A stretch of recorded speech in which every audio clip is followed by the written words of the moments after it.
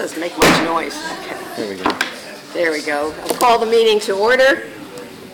Notice of this meeting was provided to the Bernardsville News, Courier News, and the Star Ledger, filed with the municipal clerk, and posted on the municipal bulletin board on December 11th, 2018. Please stand for the... Okay, do a roll call. Oh, it's not on here. Sorry. Let's do the pledge. Yes, because we got to do all of them. All right, let's do the pledge. I pledge allegiance to the flag of the United States of America and to the republic for which it stands, one nation, under God, indivisible, with liberty and justice for all. I thought we were going to do it all with the joint session. Okay. Roll call, please. Mayor Canos? Here. Mr. Donahue? Here. Ms. Greenfield? Here. Mr. Hammond? Here. Mr. O'Day? Here. Mr. Schmidt? Here. Ms. Amara? Here. We'll call the planning board to order. Mr. Graham? Here. Mr. Horowitz? Here. Ms. Sellers? Absent. Mr. O'Day? Here. Ms. Pollock? Here. Ms. Kellogg? Here. Ms. Thompson? Here. Ms. Gardner? Here. Mr. Seelock? Here. Call the board of adjustment to order. Mr. Greenbaum? Here. Mr. English? Absent. Mr. Carton? Absent. Ms. Kramer? Here. Mr. Sedlak? Absent. Mr. Salier? Absent. Mr. Delarusso? Mr. Trainer? Mr. McDowell? Here. Okay. So at this point, we have a joint meeting for those of you that are just here from the public with the Planning Board and the Board of Adjustment. We do this once a year. I don't, does the Planning Board give us a report or just Board of Adjustment? Board of Adjustment. Okay, so who is David? Yeah, that would be me. Okay. So, council should have all received the annual report in writing in your packets. There was a question as to what things get listed on the annual report. And I'll say it's really any applications that we either acted upon or that we received during 2018. That's the applications that are shown on the report. And there's a summary table of those applications in Part B. So we had 9 applications for variances that were filed and approved in 2018, 1 that was withdrawn, 1 that was received in 2018, which will be heard in 2019, 3 which we received in 2018, which were still pending completeness reviews, so they weren't applications that could be heard yet, and then there's 1 application that's in litigation. So those were the applications that we acted upon in some fashion in 2018. Of note, and then I'll skip the details of the applications. They're summarized in section C. And then we have meeting attendance, who's attended the meetings, etc. And what's most important is the observations and recommendations from the board, which is section G. And there's 4 items here. The first is that the Board of Adjustment respectfully requests that the Borough Council pursue more rigorous and consistent zoning enforcement throughout the borough. Things come to the Board of Adjustment for various reasons. A, because people want to do something, or B, because they're in violation of something and the zoning enforcement officer then issues a summons to ask them to come before the board. And some of the things that come before the board are effectively relatively minor, but they still have to come. And the board questions why sometimes relatively minor things wind up getting summoned to come before the board, whereas we know that the similar violations exist elsewhere in the borough, and they're not summoned. So it's not clear to us why some things get selected and some things don't. Not going to try and second guess it. We're just saying more consistent enforcement. That's what you've noticed, across yeah. the board. Second thing is that the board respectfully requests that the Borough Council and Planning Board consider evaluating and addressing non-conforming uses throughout the borough in the Borough Master Plan. So there's a lot of things that come up as non-conforming uses, whether it's multifamily homes, whether it's things that are in a zone that it's not zoned for. There's convenience stores wind up being in residential zones in some cases. And so many of these uses have been around for a long time. They've been put into the non-conforming status by updates to the zoning laws, yet these things continue as well they can. They may or may not have the permission to do that. When the zoning laws change, you basically have 12 months in which to come in and get a, you know, I don't know, certificate of non-conforming use. And if you miss that 12-month deadline, you then have to come before the board with a case and prove that it's always been that use. In many cases, that presents a burden to the people who own the properties. And they get surprised, whether it's because they try to sell the property and the new owner, the potential new owner, wants to make sure that that use can continue, that brings it before the board. There are other reasons why. In general, it's because somebody wants to do something and it gets identified as a non-conforming. But there's a lot of them around. And the planning board, the borough council could do things to address that, to reduce the number of non-conformists.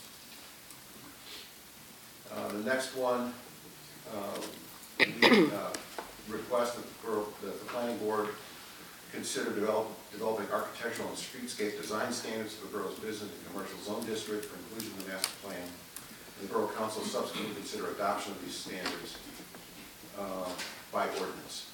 And it's hard to legislate taste, and the Board of Adjustment can't do it.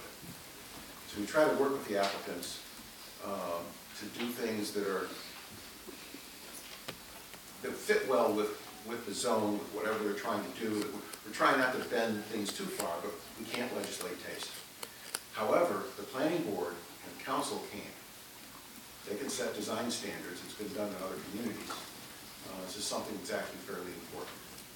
There are many as you drive through town, you'll notice, you can observe that there are very, very different styles of things, whether it's colonial, modern, glass, whatever, as you drive through town. And as we try to renovate some areas of town, I think it's really important to put design standards in place. And I think the rest of the board feels that way as well. And the final thing, the final recommendation is that the Borough Council and Planning Board address the comments attached in the Board of Adjustment Planner. Specifically came up because of swimming pools, but swimming pools, patios, these things are not identified in the zoning ordinance as structures. So if they're not a structure, they may not have to comply with setbacks. And that's kind of important also. Right. So that's a gap. There's a memo on the back page then that was written by John Zabo, the Borough Planner, and he's the planner for all three bodies, the Planning Board, the Board of Adjustment, as well as the Council. It's worth reading through his notes. He has suggested verbiage in there to actually clarify these things as structures so that they are subject to and governed by setbacks. Any questions, any comments from anybody else on board? Board of Adjustment bids. Okay, so that's the report for this year, and happy to entertain dialogue, planning board. Just to comment, thank you for your report, first of all, and your recommendations. And some of them, I mean, they're all excellent, and we have been addressing some of them right now, looking at the non-conforming. So we've been in that process. We started that, I think the council started it in December. So we are looking at that. Also, the architectural standards, I agree with you on that as well. And we are, I think the downtown development group is looking for, right now, proposals for someone to actually put those together for us, because I know it's a lot of work for the planning board to do. So we're going to have a consultant try and do it and then get it to the planning board for review. So that's an excellent suggestion and something that's been, I think, long overdue. So thank you for those. Any other council members have comments, questions? Just a comment. Every time we've had any kind of presentation for the redevelopment, whether it be for the fair share housing or for the, what are we calling the one over there, possibly by the post office? Redevelopment zone. Right. I think there's always been discussion about keeping it within the scope of how the town looks now. I don't think there's been anyone that recommended or suggested that we put some kind of all-glass Frank Lloyd Wright kind of looking thing. I think everybody agrees that we want to keep it within the, so I don't think that'll be a hard sell to get that forward, you know. Yeah. For something like that, I know that you're entertaining bids. I think I saw a comment somewhere that bids are being requested for that project. Yes, RFPs, yeah. RFPs, but yeah, it's all, those kinds of things, you can actually regulate that very easily. It's the one-offs elsewhere in town that are desperately in need of some guidance. Yes, yeah. In this regard. Okay, I misunderstood you then, it's just the one-off. No, it's not a misunderstanding. It's a special project, absolutely critical. Right. But, oh, by the way, the one-offs occur all the time. Okay, And so it's really needed for that as well. got it. Thank you. Okay. Can I Yes. comment? So thank you for the report as well. Thank you for the work all year long on the Board of Adjustment as well. We'd also like to address signage Yes. and signage enforcement this coming year.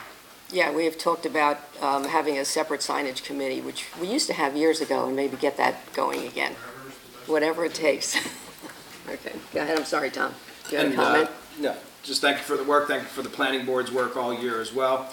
The information that's already been discussed, I agree with. I think the 4 recommendations that were put forward are good recommendations that we need to continue, both continue the work that's already been started and start any new work, which also supports those recommendations. I did have one comment related to the the patio and pool being called a structure.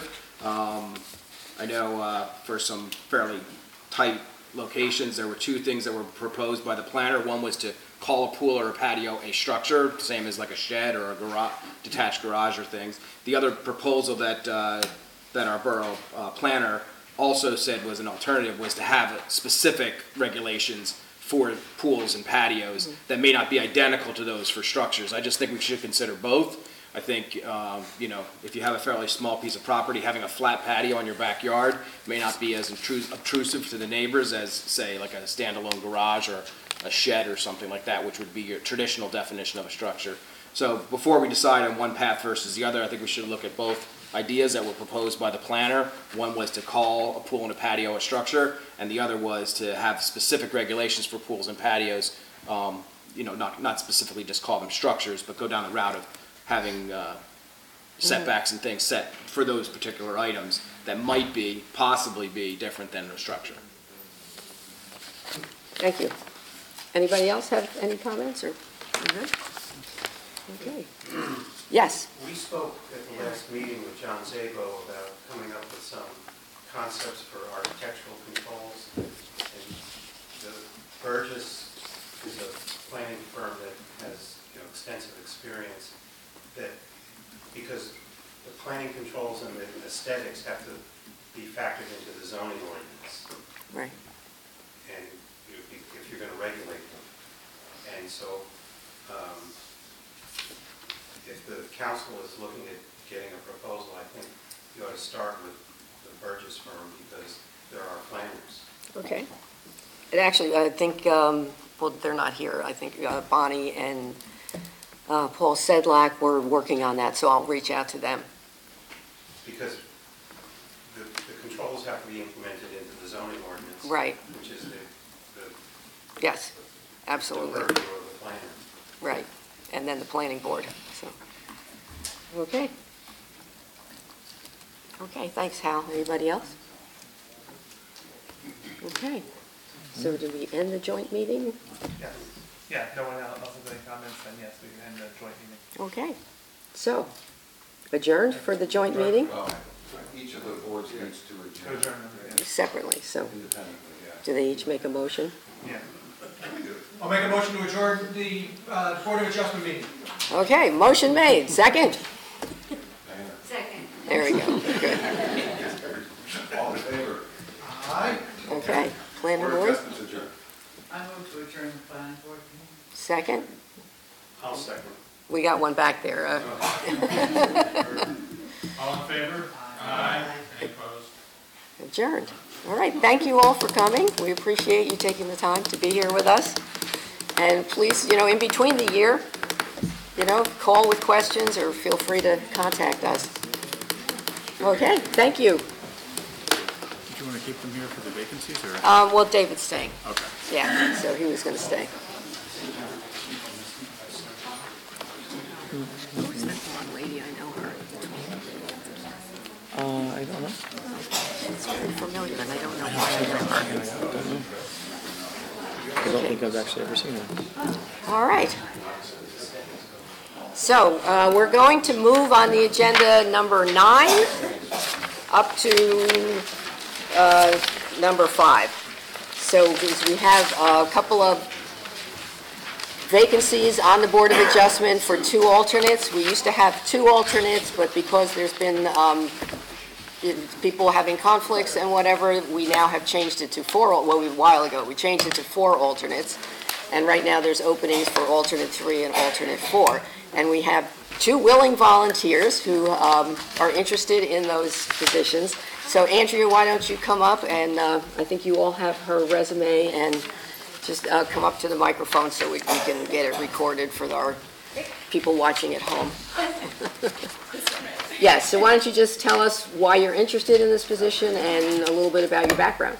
Absolutely. So I will start with the latter first. My name is Andrea. It's a pleasure to be here and to meet all of you. I'm from New Jersey originally, from the Woodbridge area. I moved to my mom's dismay to Boston for graduate school. I went to Boston College for law school, where I got a JD and I did an MBA at the same time. After grad school, I stayed in Boston for a couple of years. I started at Ernst & Young doing very, very specific tax law, economics type of work. And I stayed there until I moved back home to New Jersey, to my family's delight, about 2 years ago.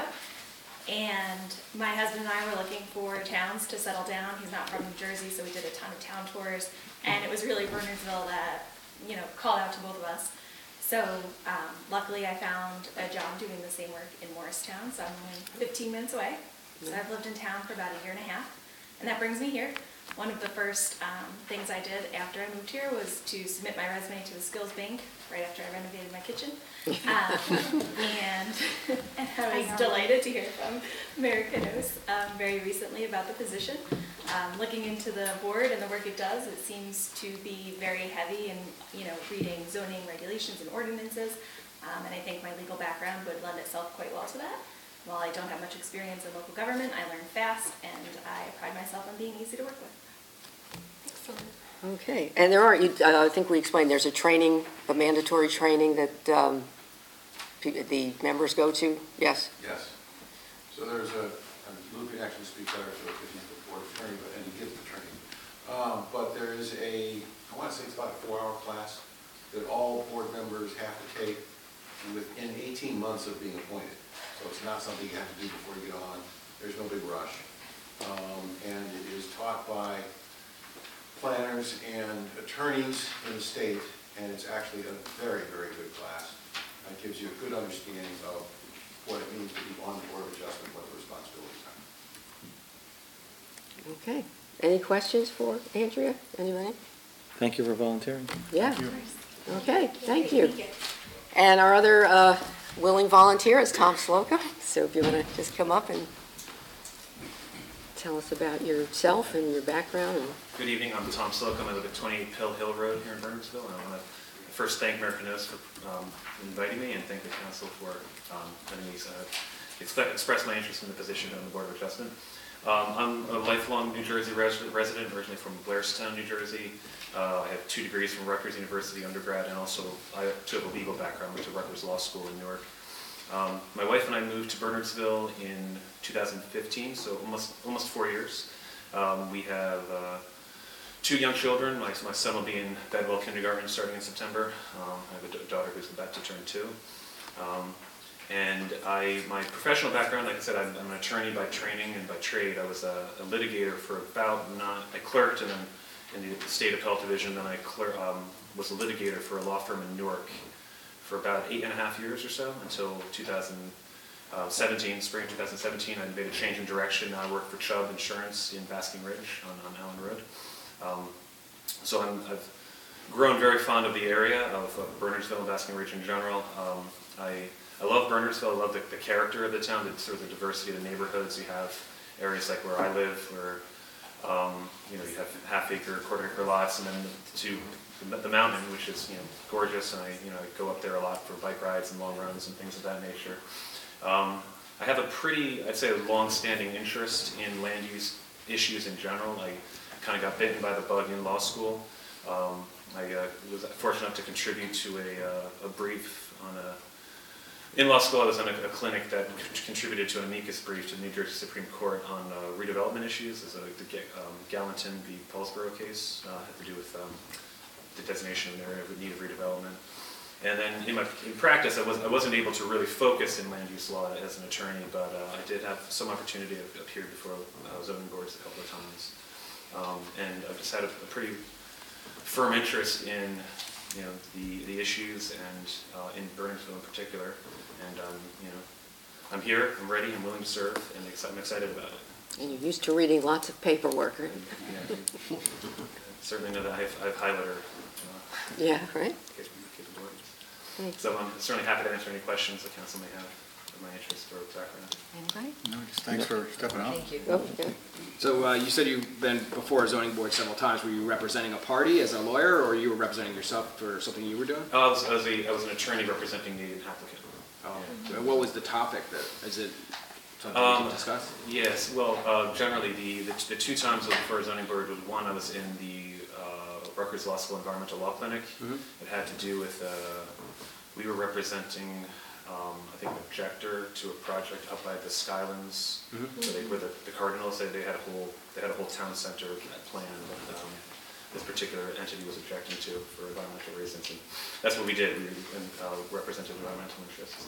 And then in my private practice, we represented a company down in Neptune City, a pet products company, and they had a large facility that there were a host of issues. They were already a non-conforming use. They wanted to expand it. They were above the height. I remember that being an issue. There was a concern about the flow of the traffic leaving the parking lot and whether it would go through the residential neighborhood to avoid making a left-hand turn, and things of that nature. But those are the two times they were both in representing an applicant or a party. One of which was an applicant, one was an objector. Right. Thank you. Interesting. Yeah, thanks. Thank you. Okay. I have one other. Well- Have you been to a Board of Adjustment meeting here? I have not. No, I have been to an open space committee meeting, but not. Oh, I was at. Yeah, you remember? Yeah, Yes, it was I back a do. year ago. Yeah, remember? I knew you were familiar. Yeah, he wanted to help with Moraine It Quest. was either correct. ShopRite or that. So we have shop brothers. Yeah, right? Thank you. All right, thank you, Tom. Okay.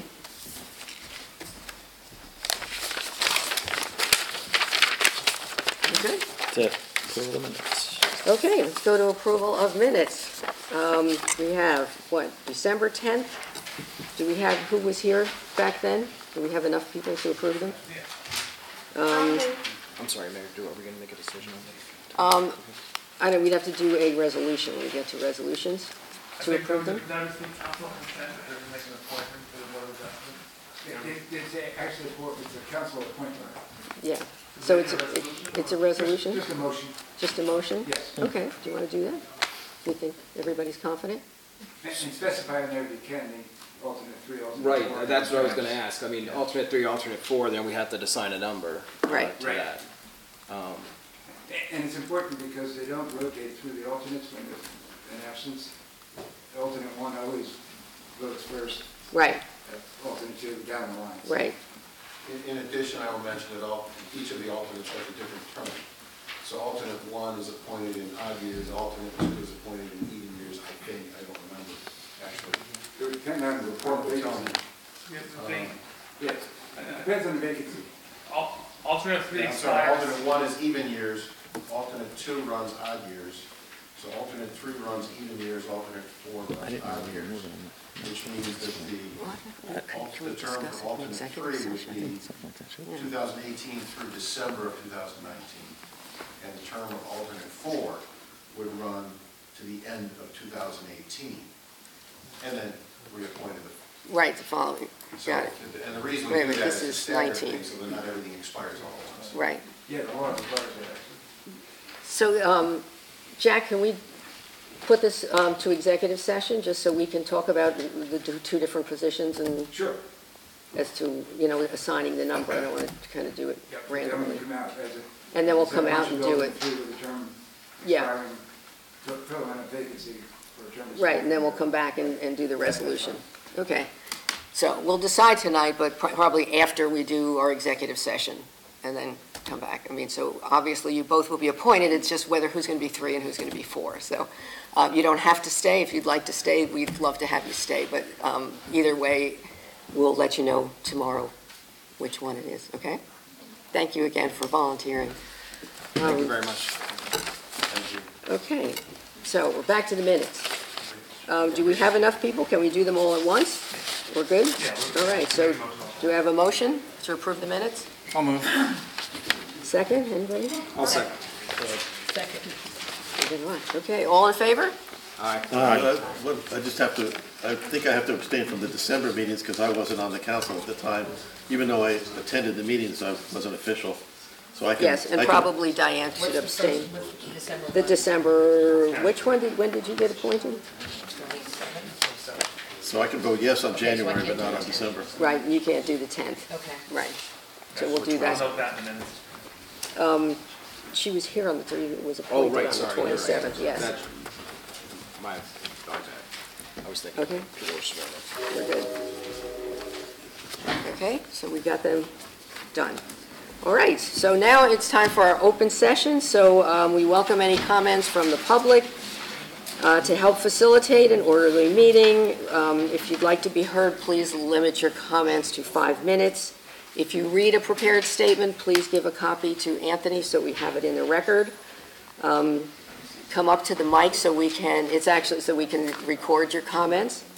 So the floor is open if anyone has comments or wants to chat. Cal? I'll come forward. Okay. I see on the Just agenda- give you, Anthony, your name officially. I see on the agenda is a ordinance for establishing speed limits on Anderson Hill and Mount Harmony. Well, I'm the one that prompted the study, Okay, because I spoke to the chief, and I live on Mount Harmony, and I lived there before the speed limit used to be 30, and it was increased to 35. And in the old days, New Jersey DOT would come and do a study to tell the town how to sign the curves. They've cut that program out for budget reasons. yeah. But, so when it was 30 miles per hour, the standard is that you sign a curve 5 miles less than the speed limit.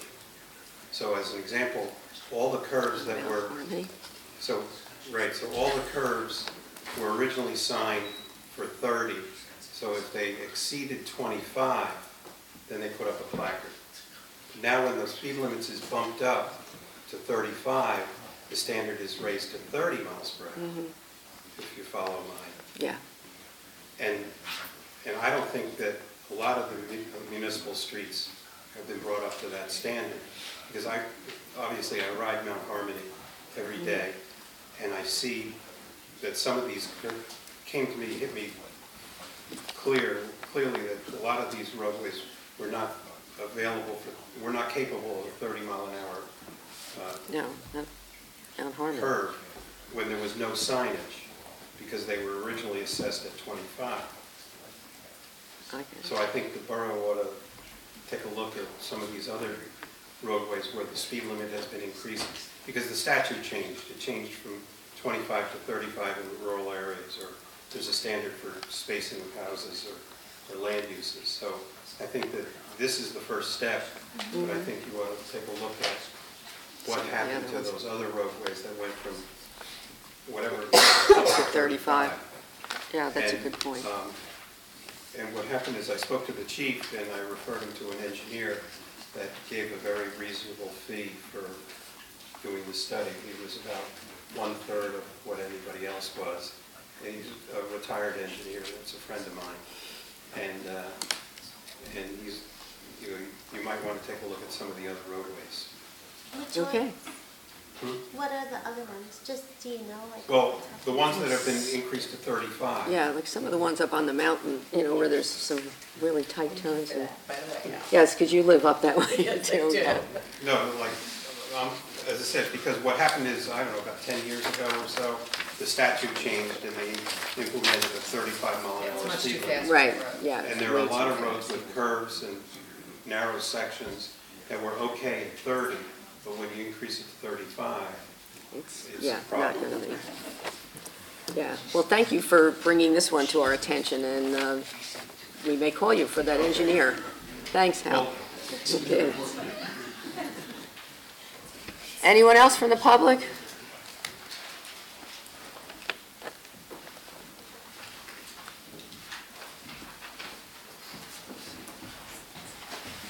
Hi everybody, Melissa Provost, I live on Charles Road in Bernardsville.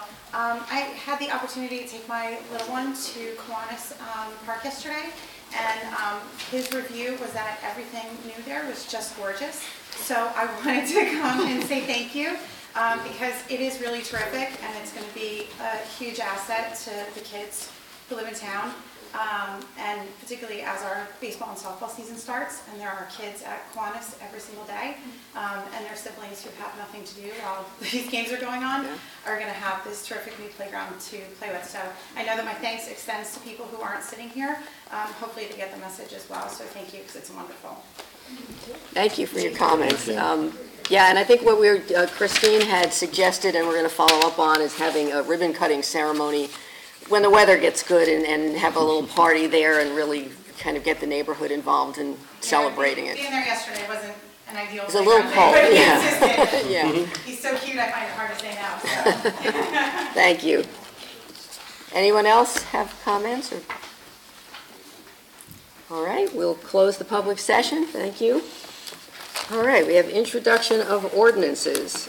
This is ordinance 2019-1790, ordinance to exceed the municipal budget appropriation limits and to establish a cap bank. I asked that Ralph would give us an explanation for the public and for the new council members, so you understand why we do this every year. Thank you, Mayor. And you have that sheet. Handed out the sheet to the council people. That is the state document that calculates the cap banking from year to year. And what this does, the annual percentage rate allowed by the state is 2.5%. But they do allow, if this ordinance is adopted, to exceed that by 1%.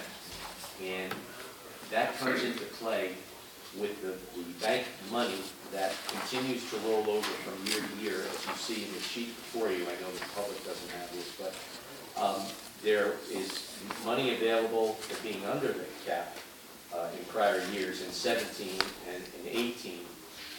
And those funds are there in case they are needed in the budget process for either an emergency or for any other, even if it's just a desirable thing to have done to get into the budget if the council so wishes. This needs to be done before the budget is introduced in order for any municipality to take advantage of this. And we have done this for many, many years. I think since the process began many years ago. I don't remember exactly how many. And this document also shows we have, like last year, we did not use any of this money. There are no plans at the finance committee level to use any of this money, but it would be there if in fact it is needed. And how long can you keep it in the bank? Only it stays available for 2 years. You have the seventh. If we look on the sheet, you have money from 2017, and you have money from 2018. So next year the 17 goes away. Disappears. Right. And it just continues to roll on.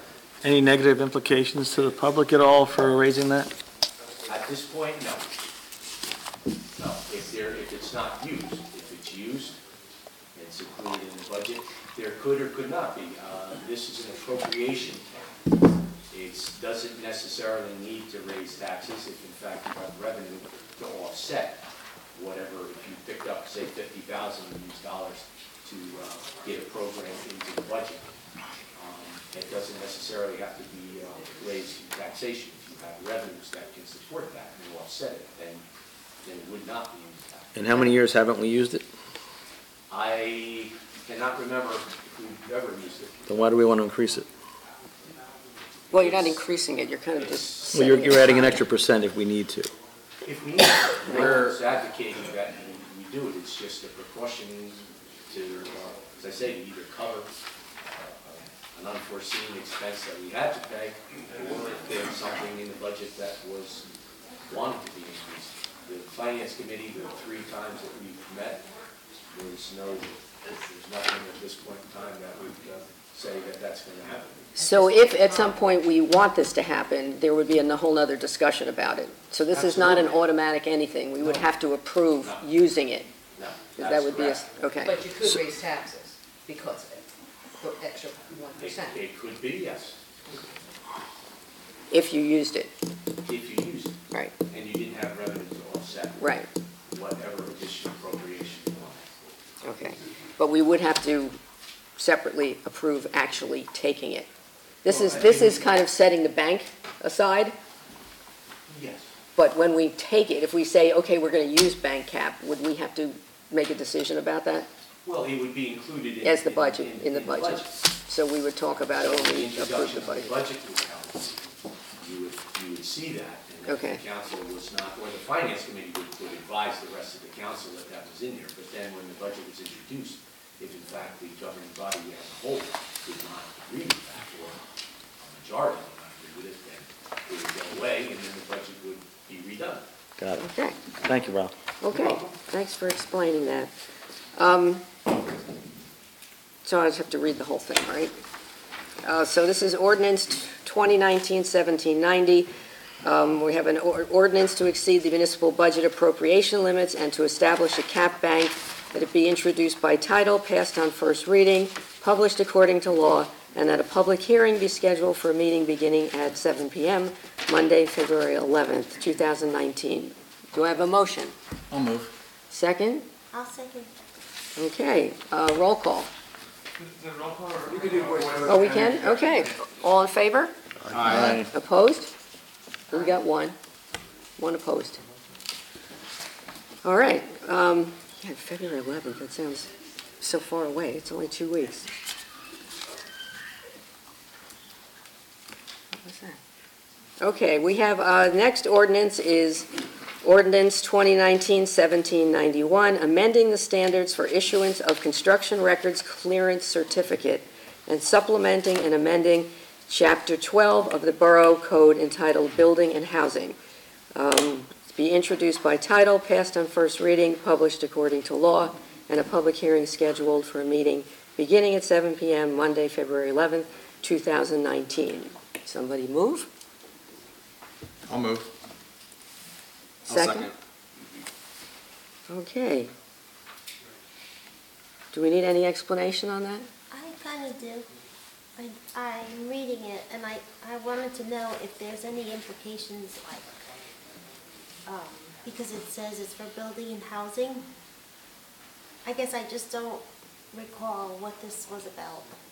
Yeah, last year we passed an ordinance requiring that upon resale of a residential property, that a certificate be obtained saying that there were no outstanding building permits. Upon the recommendation of Jeff Price and the Housing Committee, that's now been expanded to require a certification that the building meets current zoning requirements. Okay, that sounds reasonable. I think it maybe addresses something that was brought up tonight, it sounds like, making sure things are in compliance with zoning. Okay. Do we, can we do a voice vote? Yes. Okay, all in favor? Aye. Opposed? Opposed. Okay. All right, next is ordinance 2019-1792 concerning parking fees and amending Chapter 8 of the Borough Code entitled Parking Lots and Off-Street Traffic Regulations, be introduced by title, passed on first reading, published according to law, and a public hearing be scheduled for a meeting beginning at 7 p.m. Monday, February 11th, 2019. Is this the one we were pulling? We're going to pull We're this gonna off pull the this one. agenda and have the police committee go back and review it, just so we really get clear wording on which parking spaces allow for what. So we want to make sure that people understand clearly what the regulations The other are. issues were the hours. Yeah, it was Yeah. really the We're hours. gonna pull it back. We want to ban parking at a time when people may use it for the restaurants and other businesses. Right. But also the I was gonna ask that question. Yeah. But Yeah, also that the was the- trains still run during this time that it's prohibited. We're gonna bring it back Yeah. to the public safety meeting. I think something was wrong. Okay. We're gonna review it with the chief, and then we'll come back with the recommendation and the correction. Are you talking about section 1B? Because that Yes. didn't make sense to me. Yes, Yeah, it was sort of, yeah. you know. The That was times, what we 7 were a.m., 7 p.m., questioning. Yeah, Yeah. yeah. Okay. Yeah, it needs to be clear as to, when you have fees, when it's not fees, and, okay, so that one we will table and get it redone.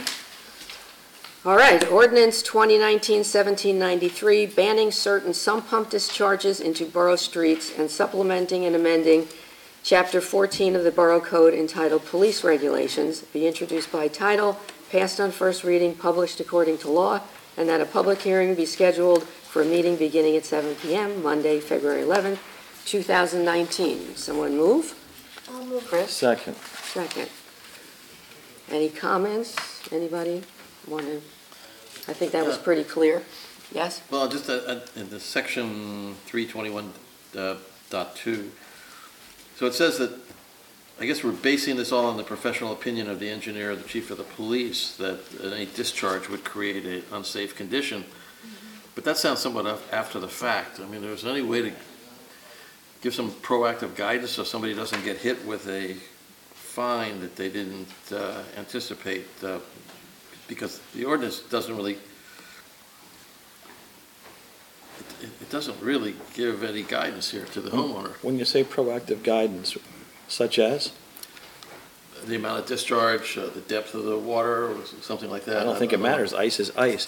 And the problem is, this happens a lot on Mendham Road too, and I personally have been in touch with the county about it, because when people, and I know water has to get out of your basement, but between, I think we mentioned in here, between the months, I think it's December 1st to Right, March to March 15th. Right. And ice can be a millimeter, and it creates a safety hazard. So this is something that we talked about in depth at Public Works as well once before. I'm open to hearing what you mean by, proactive, but. Well, it does say in 321-2 that they should put it into soil as opposed to the street. But we could always use like Nixle or the website, right, to just like we do with any other announcement, to put it on the. And usually people get warnings Right. first, if they don't get summons. And in 322.1, it says when such discharge would create an unsafe icing condition. Yeah.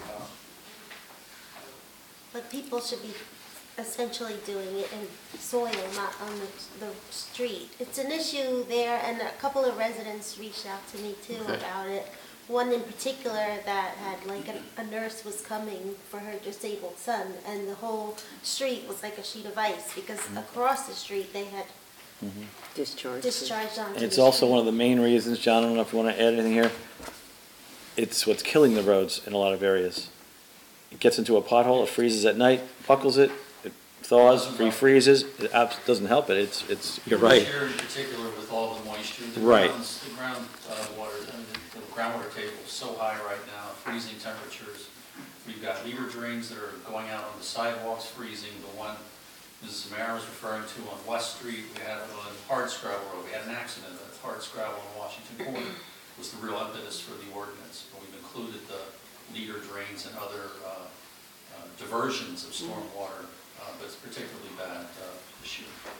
So the operative word is that it can't be sent directly onto the street or the Right. sidewalk. That's right. Yeah, and they would get a warning first. People have So- PVC pipes through their stone walls that they spend a lot of money on, but it goes right out to the road. It's a problem. Yeah, and I think, can we put this on the website as well when it's, after it's been approved, so people are aware of it? Okay. There have been a few places that people were, I'll say, smart, and had it going right into a sewer drain. Hey, that's great if it works out, but not everyone has that in front of their Yeah. home. That's true. Okay, and we will have a public hearing on it next meeting anyway, if people want to come forward with any questions, or it'll be advertised that we're having a public meeting, right? Okay, I had a motion in a second, yes? I second it. Yes, okay, so then we can do a voice vote. All in favor? Aye. Opposed? Okay. Next is ordinance 2019-1794, an ordinance increasing the number of members of the Borough Historic Preservation Advisory Committee and supplementing and amending Chapter 2 of the Borough Code entitled Administration. Be introduced by title, passed on first reading, published according to law, and at a public hearing be scheduled for a meeting beginning at 7 p.m. Monday, February 11th, 2019. And this was largely because we had a member who was there that has been serving as the secretary, which we didn't know had been there, and, just somebody volunteering and wanted to be on the committee. So it's not a regulatory board, it's an advisory committee, so we can just increase the number so that she can continue to serve on that committee. Motion? Christine? Second? John? Okay, all in favor? Aye. Opposed? All right. Ordinance 2019-1795, establishing speed limits on Anderson Hill Road and Mount Harmony Road, and supplementing and amending Chapter 7 of the Borough Code entitled Traffic. Be introduced by title, passed on first reading, published according to law, excuse me, and that a public hearing be scheduled for a meeting beginning at 7 p.m. Monday, February 11th, 2019. And this is what, he left. Hal was talking about. I believe it goes to 25. Yes. It does. So that's what we're doing with that. Motion? Me. Yeah, you live up there, so. I'll second. Okay. All in favor? Can I have a question? Yeah. Has the chief weighed in on whether they can enforce this? I mean, He we can was pass a the- regulation that they're not going to. This came from the chief. It came It from came from the the- chief, okay. Can I ask us just to follow up, well, why wouldn't he be able to enforce it? Manpower, finances, and whatever. Oh, We have a well. lot of speeding issues already in town, and now we're going to reduce the speed limit on yet another road. Would he be able to enforce that? Or maybe the best If word you to say drive, is if you drive Anderson surveillance. Hill Road enough, you'll notice that there's a lot of police at the bottom at Simi Drive, probably every 3 days or so. So especially when we change it, I think there'll be They enforcement. usually do, yeah, when, Yeah. And Mount especially. Harmony, most people can't even drive 35 on the road. It's that. Yeah, no, that's it's the windy and that- it's steep, that- I that's understand that, dangerous. You'd be- All right? Yeah. Okay, all in favor? Aye. Opposed? All right. Ordinance 2019-1796 concerning sewer connection fees and sewer user rates and allocation and amending Chapter 16 of the Borough Code entitled Sewer Regulations be introduced by title, passed on first reading, published according to law, and that a public hearing be scheduled for a meeting beginning at 7 p.m. Monday, February 11th, 2019. Somebody move? I'll move. Second. Okay. Comments, questions? So this has gone up, what, $25? A year, A right? year, yeah, is what it, from 305 to 330. Okay. But the connection, the connection fee went up $100, so, okay. All in favor? Aye. Opposed? Okay. We're gonna have a lot of public hearings on February 11th. Okay, that is the end of the ordinances, yes?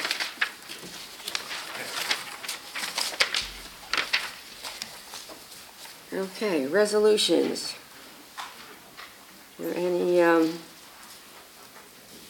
think, do we want to pull 32? And approve the rest as a consent agenda? I think we want to talk about the recreation fees based on all the data that Cheryl gave us? Yes? Okay.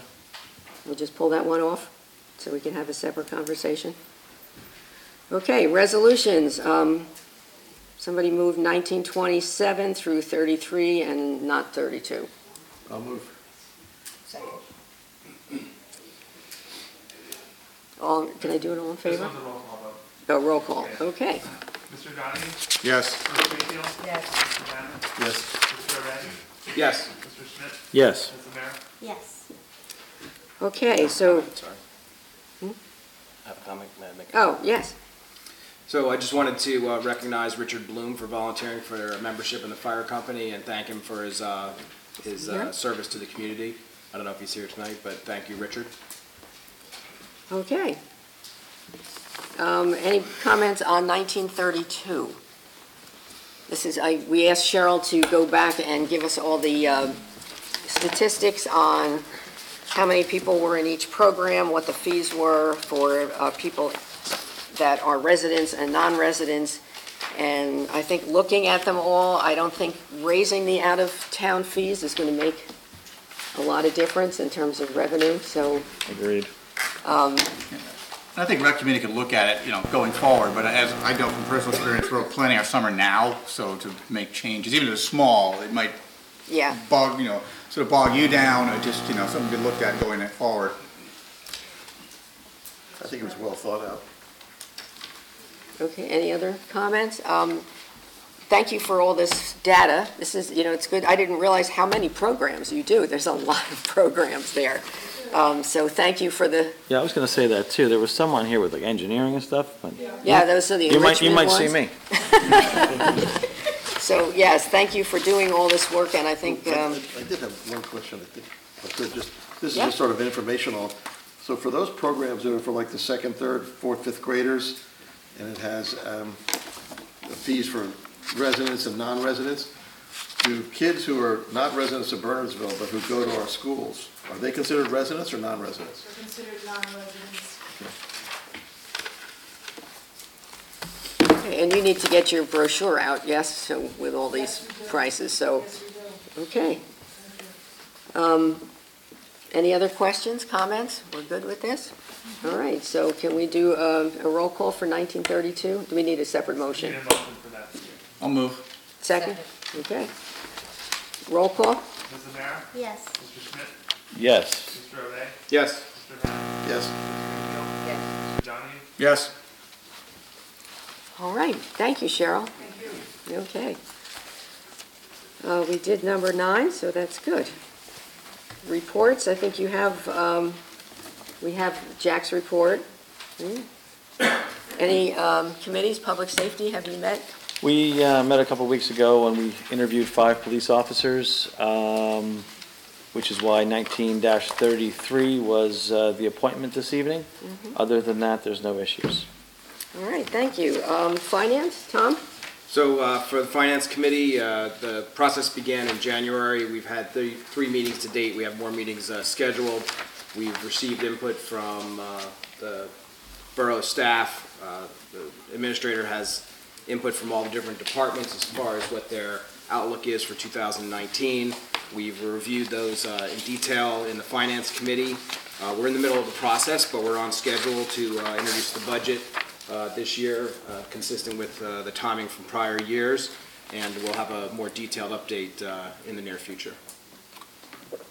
Thank you. Personnel, you just met tonight, yes? Anything to share? We will be reviewing the policies and procedures manual just to get ourselves up to speed because I think all of us are new members of It's a new committee. It's a new committee, right. So, Ralph, we talked about the fact that over the past few years, finance and personnel were combined, and now separating them will give personnel a little bit more attention that it deserves. So, that was a good move for us to do. Okay. Anything else? Thank you. No? All right, Public Works? We had a meeting this past Tuesday, our first meeting of the year. We talked about a litany of projects that are going on. John, do you want to bring up maybe some of the highlights? I left my notes from that meeting at home. Sure. Next year we'll be completing milling and paving on Anderson Hill Road and Pill Hill Road. We're waiting utility test pits on the slope, Somerset, Woodland, Passaic, Chilton, Stevens, and Morris. We're hoping to get the drainage work done this winter. Irrigation to begin curb and sidewalk work in the spring. We have surveys underway on Lloyd Road and Washington Corner Road. We're waiting word from NJDOT. We have a grant application in for Lloyd Road. They'll help get that out. We're setting up meetings with NJDEP. We have some issues with the White Neck Road bank stabilization project, and on the trail we're looking to do around the pond on this property. We have issues with an excess of water. We need to see what we can do to get some of that drained away. We should have the final topo and survey map for Moraine Crest next week. We discussed the data on the historic rainfall last year and its impacts on winter road icing, sewer plant flows, and possibly turf field drainage. And we reported that the county is going to be doing their second phase of the new recycling totes in the area north of Route 202 and east of Claremont and Minden Road, beginning in the middle of February. That's about it. Thanks, John. Yeah, we also put that on the website about the those totes going out. Just missed me. I really want those. They are great. Does anybody have them? Yeah, they're actually, they're awesome. Yeah. Yeah, it makes it so much neater. Do they know when the next round is going to be? No? Oh, well. I'll be patient. Okay. Housing, I think we have that written report as well. Jeff, did you want to add anything? No, I just added in this year a single page, a summary of 2018. Right. Which thought you might find interesting. Mm-hmm. And then the pages underneath were just the fourth quarter housing inspection, zoning enforcement, and zoning permits that were issued. Okay, thank you. Does anybody have any questions for Jeff on any of the, or John or anybody on the reports? Okay. Thank you. Yeah. We've added council liaison reports because I thought it would be a good way for us to know when we're assigned, council people are assigned to other committees, if there's something worth sharing that would be nice for other council members to know. So you had a liaison meeting? Yeah, the Shade Tree Committee met on January 16, and the most important thing that came out of that is that we have to do a management plan. It has to be updated every 5 years. It drives our insurance, and so the first draft of that has been written, has been circulated to the committee for comment, so that's underway. They're also, aren't they doing a planting in the summer, trees on 202? Is that? Well, that's part of that plan. That's part of the plan? Yeah, that's part of it. This is Oh, actually great. a phased plan. That would be one of the first phases of that. It would be the first phase of it. Ah, good, okay. Anybody else meet with their committees or boards? I have Board of Health. Board of Health? Info to share. Okay. In our packet, there was a letter that was sent to Bernardsville residents along with this nifty little septic tank guide for the houses that are around that Marine Park where the inspection Oh, right. showed that there was E. coli. They're going to, I review everybody's septic, and then they're also going to retest it to see if it's possible there wasn't just an animal that was there at the time of testing. Okay. And also, vaccines are being offered in conjunction with the Board of Health and the VNA. Free vaccines for people, for children under 18 who do not have insurance. And these flyers great. go out. And February is Women's Health Month. Ah. And there's going to be a, on February 11th, a free program, presentation at the hospital by the head of the hospital Women's Health. Where is it going to be held? It's going to be held at, I just got this. Oh, it says Bernards Township Municipal Building. No, it's going to be held at the Warren Craft Meeting Room in the Bernards Township Building. Ah, okay. And then on Wednesday, the 27th, there's going to be a nutrition program and food demonstration that is going to have featured dietitians and chefs from Living Plate organization, and this is going to be at the Hills Highlands Club at 75 Handsome Road in the Hills section of Basking Ridge. Great. That's all I can say. Good, thank you.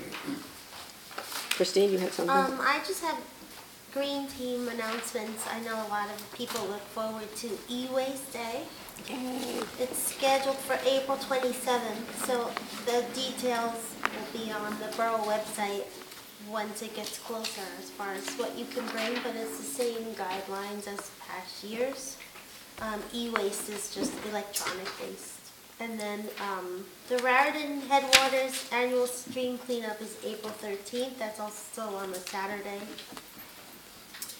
And again, the information will be on our website and also on the Raritan Headwaters site because it's throughout New Jersey. We're just one of the many locations for that. So it's a great community day. We usually get at least 75 or more volunteers for that. So And we collect a lot hopefully of we get garbage. as many or more. A lot of recycling picked up, so that's great. It's- On the, If I just add, since in conjunction with the e-waste day, we're also having the state tree trees. committee is going to have the tree Oh, giveaway. the free. yeah, I was just going to ask Yeah, if they're that's gonna doing be on that, the so same you get day. the little trees that they Yeah. give away. That's great. All right, anybody else? I'm a liaison for Racket Environmental. Unfortunately, Environmental was conflict with the budget meeting, so I couldn't Oh, attend right. that one. But February looks like a good month. Nothing conflicts. And RAC, my first one, and I think the theme was fees, and I think it'll probably be an ongoing theme, I suspect, in the next 12 months or so. But then, we'll report back as things develop. Okay, thank you. Anybody else? No, good. Okay, thank you. Items of business, we had, and Annie is here, and so is Mary, we had a sample, I think you had in your packet, of what you were looking for with the plaque. Do you want to just come tell us for Lou Ferrante's dedication? I don't remember what I said. But thank you all It was for good. doing this. I obviously appreciate it despite being pushy. So I do have just a little example of what we were thinking of saying. Do I pass them out or can you take one of those? Yeah.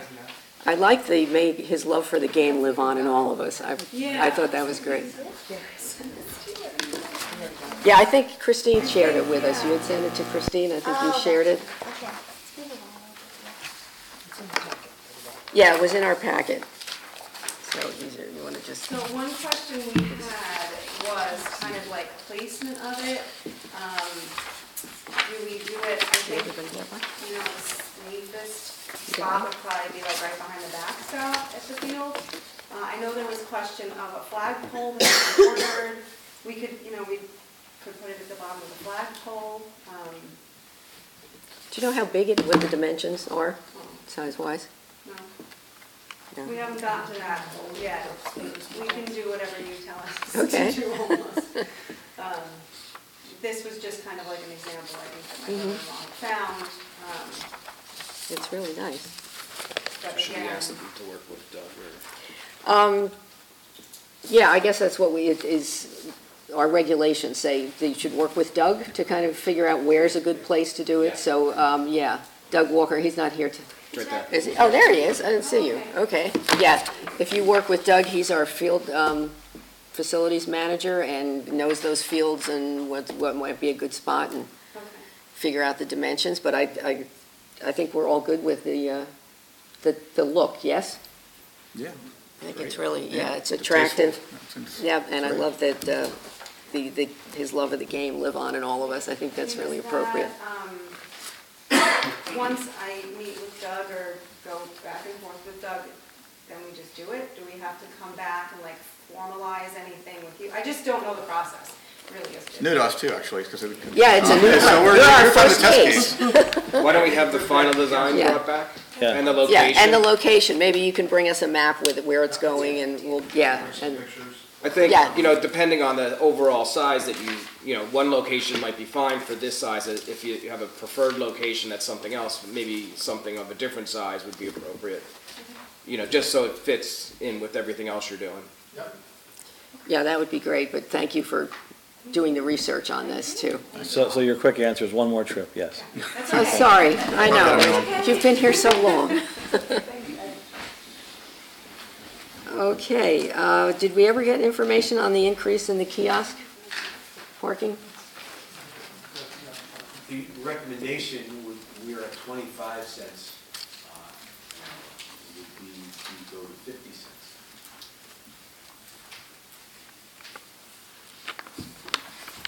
That's a big jump. 25, all the way to 50 cents. How long has it been 25 cents? forever. Yeah. I was gonna say, it hasn't been increased, and I think that's pretty consistent with the other towns. Yeah, did you look at, we looked at other towns and kind of, okay. Morristown gives you 15 minutes for 25 seconds. Jeez. Yeah. Can I ask a question? This is for the train station parking lot? Yes. Yeah. And is there any way to, allow the first 15 minutes to be, if somebody's just coming to like meet somebody or pick somebody up or drop somebody off, is there a way to say, like the ticket would print for free for 15 minutes or something, and then I understand after your that question. it's the full 50 cents if you're going to be there an hour? I understand your question, I don't know in fact. We do have, like, right in the front of the train station is 15-minute parking. Doesn't Yeah. it say that, or 10 or 15 minutes? Something like I think, that, but- yeah. There's a few Cars, spots. they're not gonna, what difference does it make? If you're picking somebody up, if You're dropping sitting in the somebody off, car. you're sitting in a car. Usually it's idling and. The logistics of what you're saying might be very difficult to enforce, but I do say, I know what you're saying. but, Yeah. But I know they do have those, there's like 8 spots right in front that are short-term. It's more than 8, actually. Is it that, more than that? It's more than that, and I think you're right that people generally stay in the car if they're dropping off or picking up. And Yeah. Okay, so are we going to have a resolution on that, or should we just approve it?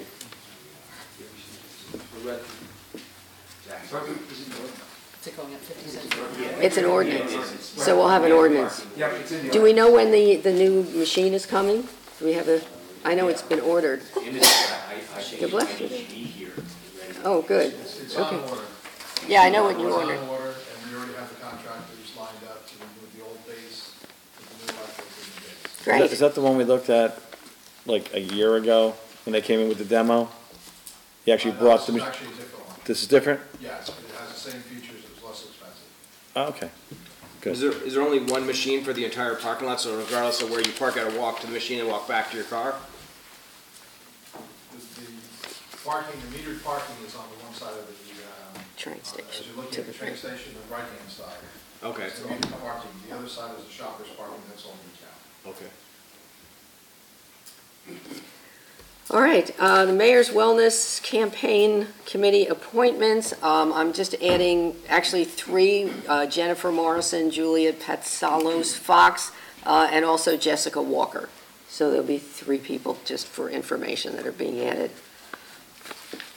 New Jersey Local Government Week, this was something that I got in the mail that I thought the council might want to participate in. It's in April.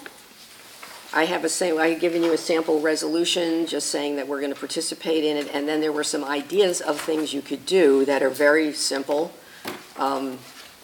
Tours of Borough Hall, maybe having equipment out, having guest speakers, maybe a coffee with the council, just, things so that people kind of, children or people new in town could just come and get an idea of what municipal government's about. Yeah. I'm already scheduled, so it's kind of along the lines of this, to go to the middle school and talk to a history class in May, I think. So maybe I'll move it to April. Yeah, and then we can say we did it, say it's something, yeah, that would be great. This is April 7th to 13th. And also the middle school library reached out to me because they implemented a lunch series where the kids can do lunch in the library, and they asked for guest speakers. So if anybody wants to do that, I'm doing that in February. But maybe I know that the librarian for the middle school would love if any of us would go to that. Great, that's a good idea. So I don't know if this is something we want to participate in. It doesn't look like it's a lot of work, and I think it would be good just to be more public about how we do things. So if yes, then we'll just put the resolution on for the next meeting. Okay, great, thank you. The Mayor's Ad Hoc Committee, this is a recreation field committee, which if you remember back in, I don't know, it was November, December, some of the coaches came about the turf field, and Mayor Suey had asked Ned Ginty to put a committee together to get their thoughts together and come up with some suggestions. The group formed on its own pretty much and met, I think, once, And so what I'm doing is formalizing this committee, and what I'm going to ask them to do is not just study the turf field, but to really do a study of all our recreation properties, both active and passive, to come up with ideas for improvements, how we can make them better, look at ways to fund them, and get estimates on the kinds of things, kind of a wish list of what could make this field better or this park, and then figure out what the cost would be and how we could possibly fund those things. Expecting them to report back to the council maybe late April, depending on how much work we get done.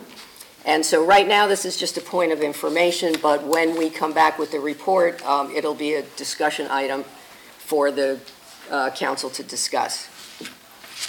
Yes? Hi, Melissa Provost again. Yes. I am on the Little League board.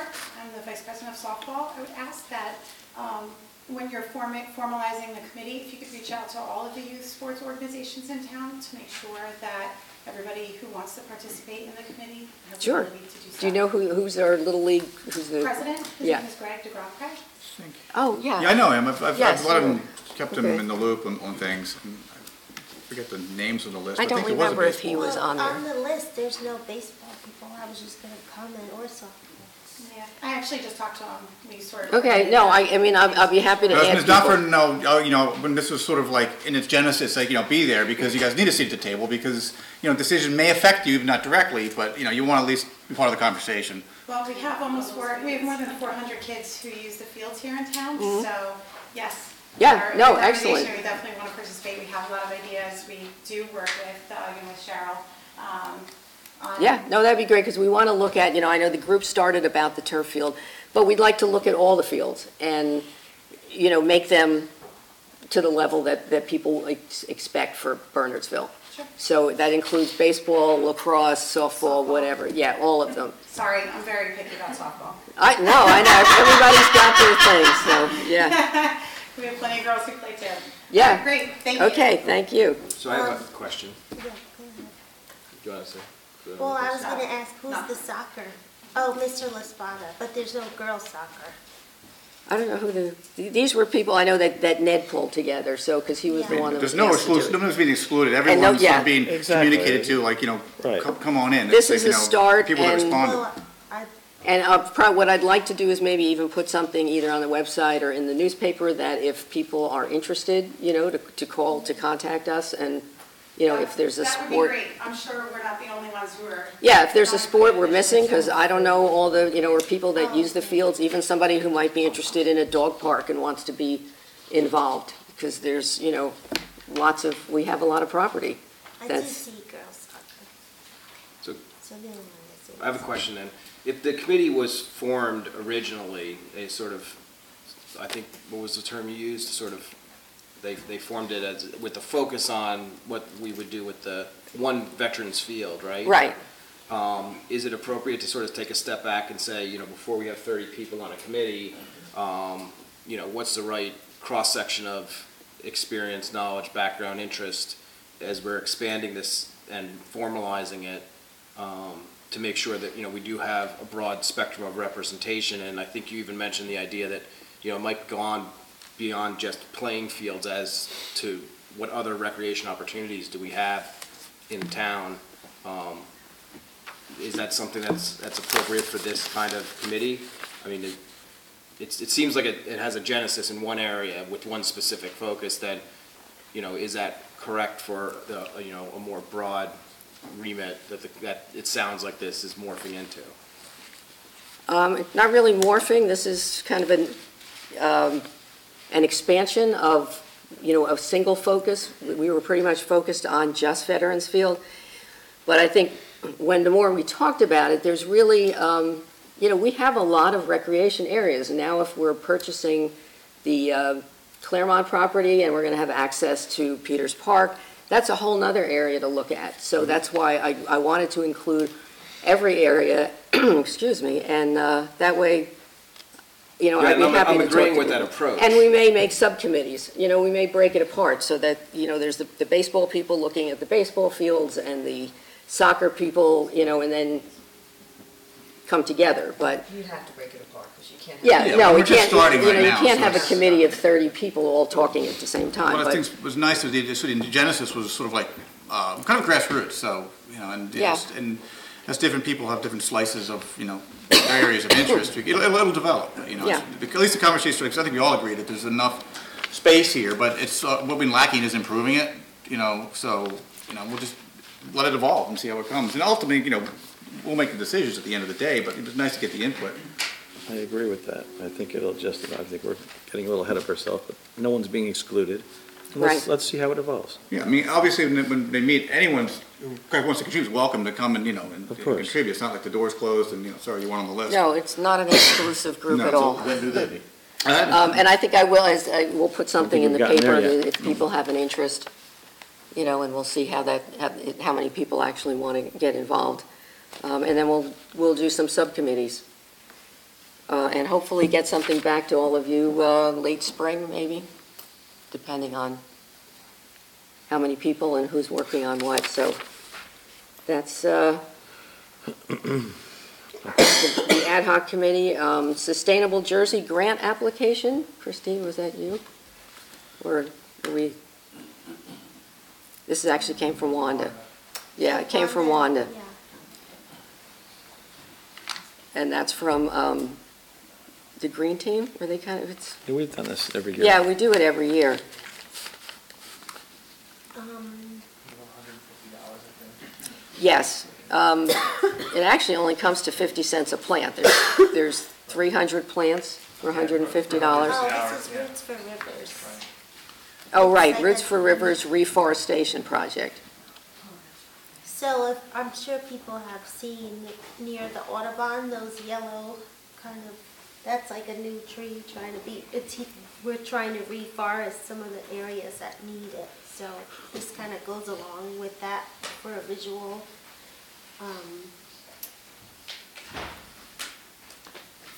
Yeah, I think they were trying to pick what kind of trees they wanted.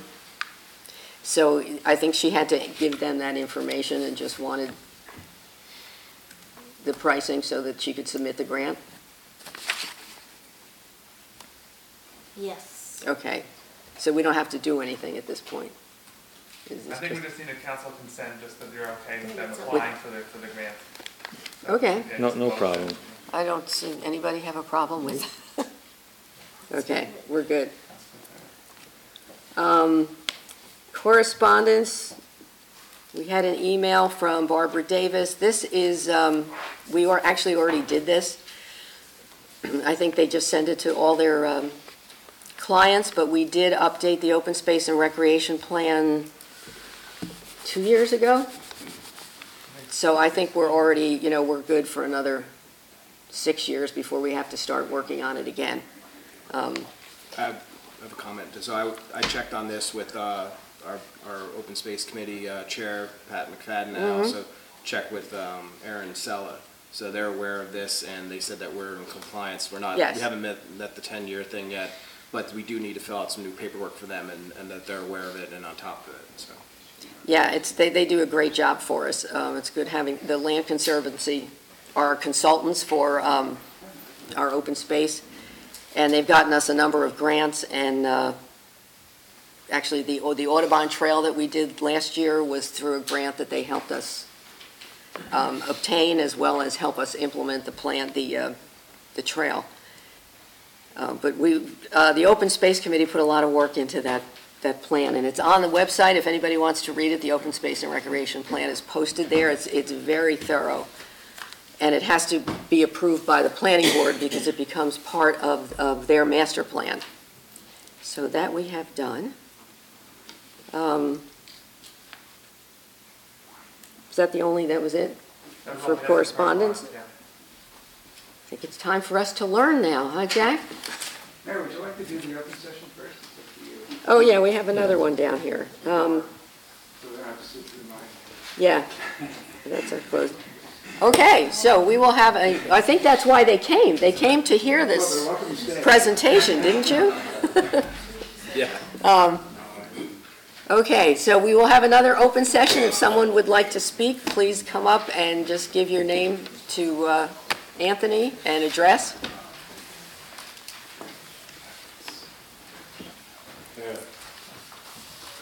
My name is Henry Rushman. Just, yeah, in this mic right here. Microphone. See the Right here, sir? microphone? I never did this before. Anyway, council members, I am Henry Rushman. Meadowbrook. I've been living at 261 Bill Hill Road since I built the house. My father bought the property in 1943, and we've always been great neighbors of Bernardsville. I love this town. It has always been our priority to live in harmony with the town of Bernardsville. He said that's the best thing you can do, to be in harmony with your town. Today I climbed the stairs to work with John McDowell. We discussed the ongoing Pill Hill Road project. The give and take is working well, and they're doing a good job. On the way out, I found out there would be a meeting today. So I ventured into the Bernardsville government for the first time. We don't bite. Well, I'm very nervous about that. This is the first time I've been in the government since the days of Michael Nervine, the mayor. Having lived south of the Rose Bowl and Plant, and south of the quarry, southwest of the B&B dump, Baskin Ridge, Bernardsville, bounded by US 202, transversed by the railroad and Pill Hill Road. I stand here now to ask the town for some relief.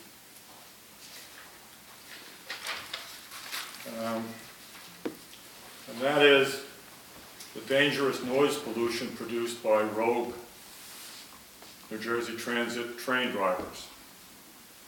And some of the drivers do have some discipline. The ones that go at 4 o'clock in the morning do not. And Blowing their horns. Yes, we are exposed to about 1 mile. There are 4 crossings, 2 with gates and 2 private. When these rogues go by, the trains are empty except for the driver, the ones in the morning from 4 to 4 o'clock. And they go back and forth for, I don't know why. And if you add it up, and I've done this, it's between 380 and 450 blasts per day. Wow. That's 16 in each direction. And some of them, of course, instead of going 4 times, boop, boop, boop, boop, they go 4 times 4.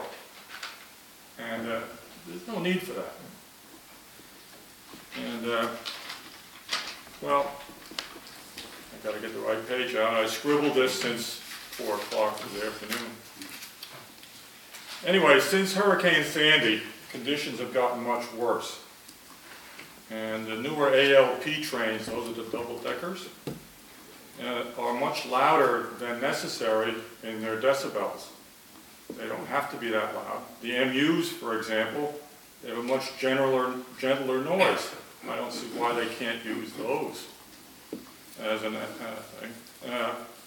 The newer ALPs have the loud noise. The older ones have less noise. Now,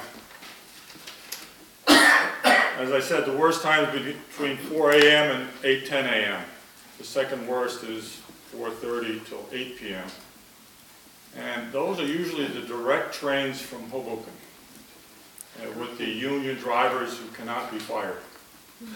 And they have tenure, so they get to do that, I suppose. Anyway,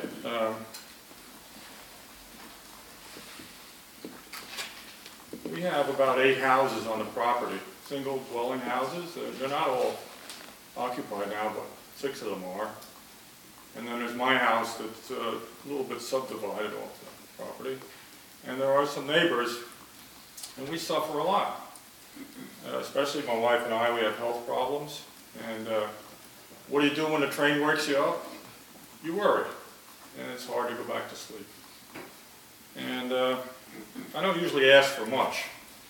I've called them hundreds of times. I've driven Kevin and his boys silly by trying to file complaints, and they just say, why bother? And I don't like to work with lawyers. I figure maybe a gentle letter from you all might do the trick. Threaten to do what some other towns have done. And that is advise them that they shouldn't do more than necessary, at worst. At best, you could tell them that the private crossing, there's no reason in hell to blow the horn when it's dark, because there's nobody going to go across it. And if they would, the light is so strong that the noise is totally unnecessary. I understand they're required by law to blow them 4 times, going in different directions at crossings. But the 2 crossings that are the worst one is Meeker Road. They do have the gates. Yeah. And where there is a gate, they are allowed to be lenient in their, as they do in Baskin Ridge. We are probably in the worst place, but they also do other things that are dangerous. They spray a lot of poison along the tracks that kills the trees. So we used to have beautiful trees in front of our house on Meeker Road, on corner of Pill and Meeker, and they've been decimated by the poison. And if that's not enough, then they send their butchers there to cut the rest of them off. They don't cut them below the power lines, they cut them about 3 feet off the ground. And they leave them. Mess. So I think they should be a little more responsible. The police force here do a wonderful job, they're our best friends. And they stop people with loud mufflers. Why can't someone do something about that? New Jersey Transit, yeah. I've tried with people of the town, I've offered them all kinds of things we could help them with if they gave us a break with the noise. So with this wonderful new board here, I'm so happy to get to know you, and hopefully you guys can give us a break. Thank you. We will do that if everyone's okay. I don't have a problem with drafting a letter and sending it off on behalf of them. Sure. Hey, we will do that. Doug. I don't like lawyers, so please don't get me into that. No. We love our lawyer, but yeah. No, I talked to the Basking Ridge attorney, and he's a really nice guy, but I said, let's have lunch and talk about it. I haven't heard from him since. Okay. And, Yeah, no, we can certainly do a letter. He represents the train company. Doug, was there a point of contact when we worked with the DOT to get the approvals for the paving and so forth? Yeah. Maybe just to get a point of contact? A contact person, and we'll do a letter on behalf of the council. Yeah, thank you. And certainly make that point. Thank you, Mr. Rushman, for coming down. All right, Jack. Okay. Anyone else from the public? Okay, we'll close the public session. You're welcome to stay and learn about municipal government. No? Once. Nobody wants to know? None of them like lawyers. Thank you, guys. Thank you. I'll call you tomorrow. We'll let you know. Still public, yes. We're still public. Yes, absolutely. You said close the public session. No, I meant No. the public. Public participation. Close the open session. Well, we always called it a public session at Board of Ed. Second open session. So, yeah, it's the same thing. They don't have to leave. No, you don't have to leave. You can stay. I didn't want people to feel like they had to go. We're still public. Roundup all the way down. If they're poisoning along the track, and the poison goes beyond their right of way, does our environmental group have any recourse to that?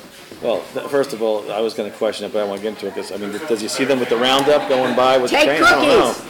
But, I mean, Fewer facts before yes. before we write a letter of complaint. Yes. Besides, Yes. their hands may be tied. There may be a state regulation related to. I suspect there is, like crossings, you still have to do Yeah. X. Yeah. Okay, we are still in public session, so The council's doing 8 blast, which is 4 requires. we have an outline that Jack gave us of what you usually cover, and I just thought because, you know, so many of us are new, and it's good to kind of go through all these things we should know. Thank you, Mayor. This will obviously be a superficial discussion of all these issues, but I think it's worthwhile, as the mayor said, because there's so many new members on the council. And I'll try to put things in context, and especially in the context of Bernardsville. First is that in New Jersey, we always talk about home rule, but we're really not a home rule state, especially those of us who have traditional forms of government like boroughs, which I'll discuss in a few minutes. What's a home rule state, just walking back a little further? Home rule is where the municipality actually has the authority to do a lot. In New Jersey, we can only do things that are specifically authorized by statute. Gotcha. The authority of municipal government flows from the state. Any exercise of municipal power must be authorized by state law, primarily statute. Certain powers are granted by the state to all municipalities, and such authorizations may be termed general law, just like the MLUL, municipal land use law, and things like that.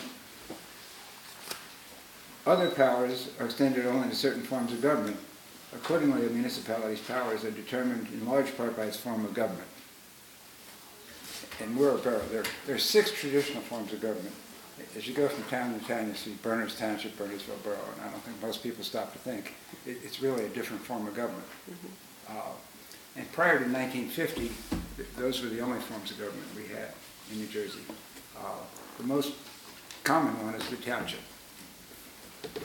And the township is the weakest mayor form of government. It's a township committee. It's either 3 or 5 people, and annually they elect a mayor from among their members. The second most common form is borough, which we are, which I'll discuss in greater detail in a second. The others are a city, and in New Jersey those are usually large municipalities, obviously. Some other states you'll see small cities, but here that's not the case. Towns, there are only 11 towns, I think, in the state of New Jersey. That's it, really? And it's kind of an interesting form of government. Boonton is one I can think of in Morris County. There is Boonton Town. Dover. Dover right. Town, yeah, right. And they differ a little. They're not as uniform as like boroughs and townships. I know Boonton has 8 elected aldermen who are elected from different wards, 4 different wards, and an elected mayor who's elected at large. The mayor gets to vote and also has veto power, which is an interesting concept. Yeah. Wow. The village, I'm not sure if there are any villages left. South Orange used to be a village, but they became a township. The official name now is Township of South Orange Village. And I think it had to do with federal grants. The city of Orange is the same way. It's the township of this Orange City, or the city of Orange, or something like that, where Kevin Seeley was police captain. And I think it all had to do with federal grants. But in the case of South Orange, they actually have a special charter, which is another local form of government. You go to the state and they write a charter just for your town. And South Orange did it because they wanted to become a township for federal grant purposes, but they wanted to keep their form of government. So they have a board of trustees and a village president, things like that. So they're the only one like that.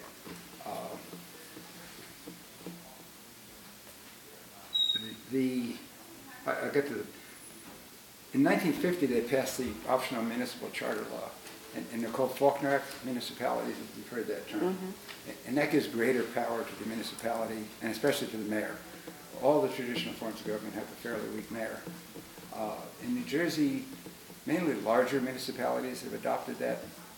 It has to be approved by referendum. And there are 2 ways to put it before the voter. One is by petition of citizens, and the other is by the governing body. But in either case, it has to go to referendum. The only 2 towns in Somerset County are Bridgewater and Franklin that have that form of government. So it's fairly unusual. Probably the 2 biggest ones, too, aren't they? Yeah. Parsippany has it, Morristown. And that's the town? I'm lost here. What form of government is Franklin? Franklin has, I think it's a mayor, council, Faulkner Act community. Okay. So it's not a township in the traditional sense of a 5-member township committee. And it's all laid out in the statute. As I said, it's Parsippany, Morristown, Bridgewater. Yeah, the bigger ones. Bigger ones.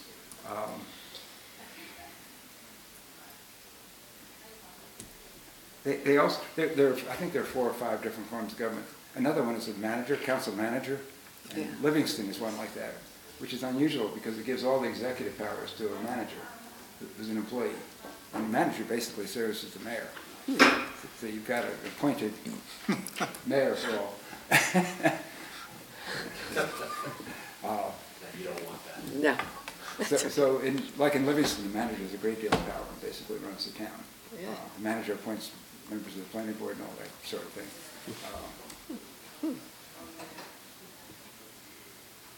The borough form of government, as I said, everything, all our powers have to be exercised in strict compliance with state law. So state law sets forth everything about the borough form of government. And it used to be all over, but 10 or 20 years ago, they put it all in one place. If you ever want copies, I'd be happy to share it with you. And it sets forth the role of the mayor. The mayor is the executive. The mayor votes in the case of ties, to break ties. The mayor can count toward a quorum. So when only 3 council members are present, if the mayor's here, we have a quorum. But that doesn't mean the mayor can vote. So the 3 council members can conduct the meeting, and they can do most things, but for instance, ordinances require 3 affirmative votes. So if there are only 3 of you here, and it's second reading of an ordinance, then all 3 of you have to vote yes, or the ordinance goes down. Yeah. So it can't be 2 plus the mayor in The mayor only votes in case of a tie, and they only have 3. Yeah, it's not a tie. Yeah, there's no way to get the 3 unless all 3 council members do it. And the mayor also has a veto power. So every ordinance that's passed gets sent to the mayor, who has time to sign off on it, veto it, all or in part. I can't remember the last veto. I think it was Hugh Fenwick. Hugh Fenwick, yes. Did he? Yes, Yes. he really vetoed Hugh something? Fenwick vetoed. He vetoed the budget. Yep. Wow. When was that? Oof. Oh, a long time ago. Yeah. A long time ago. It's not, and the council can override a mayoral veto by 2/3 voting. Right. So 4 of you can override if the mayor did choose to veto something. As I said, it's not exercised very often in Bernardsville. Does the mayor have a line in veto, or should veto the whole? No, the mayor can veto part of an ordinance. So yeah, it's essentially like a line item. So on a budget, could you veto certain specific line items? I'm just out of curiosity. Yeah, no, just ordinances actually. Okay. You're not planning to shut down the government, are you? No, nothing there. The council serves as obviously the legislative body. You pass ordinances. You have certain appointments by law.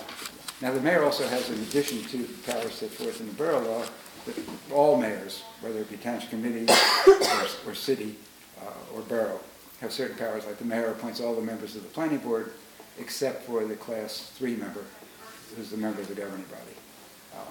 No council consent is required. There are other cases, and you see it in the reorganization agenda, where the mayor appoints subject to council consent.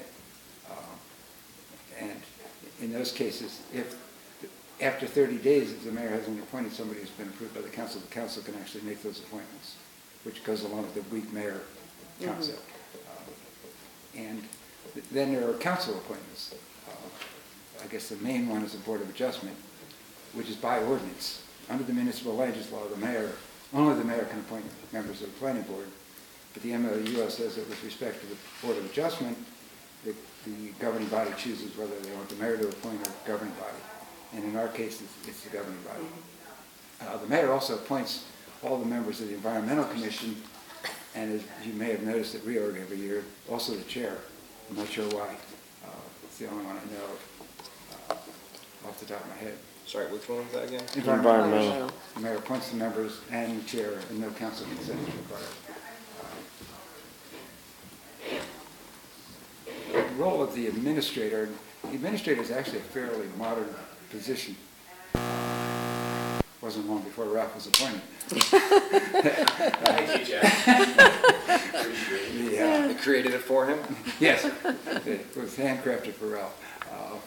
And as government became more complex, 50 years ago, the clerks basically ran the towns.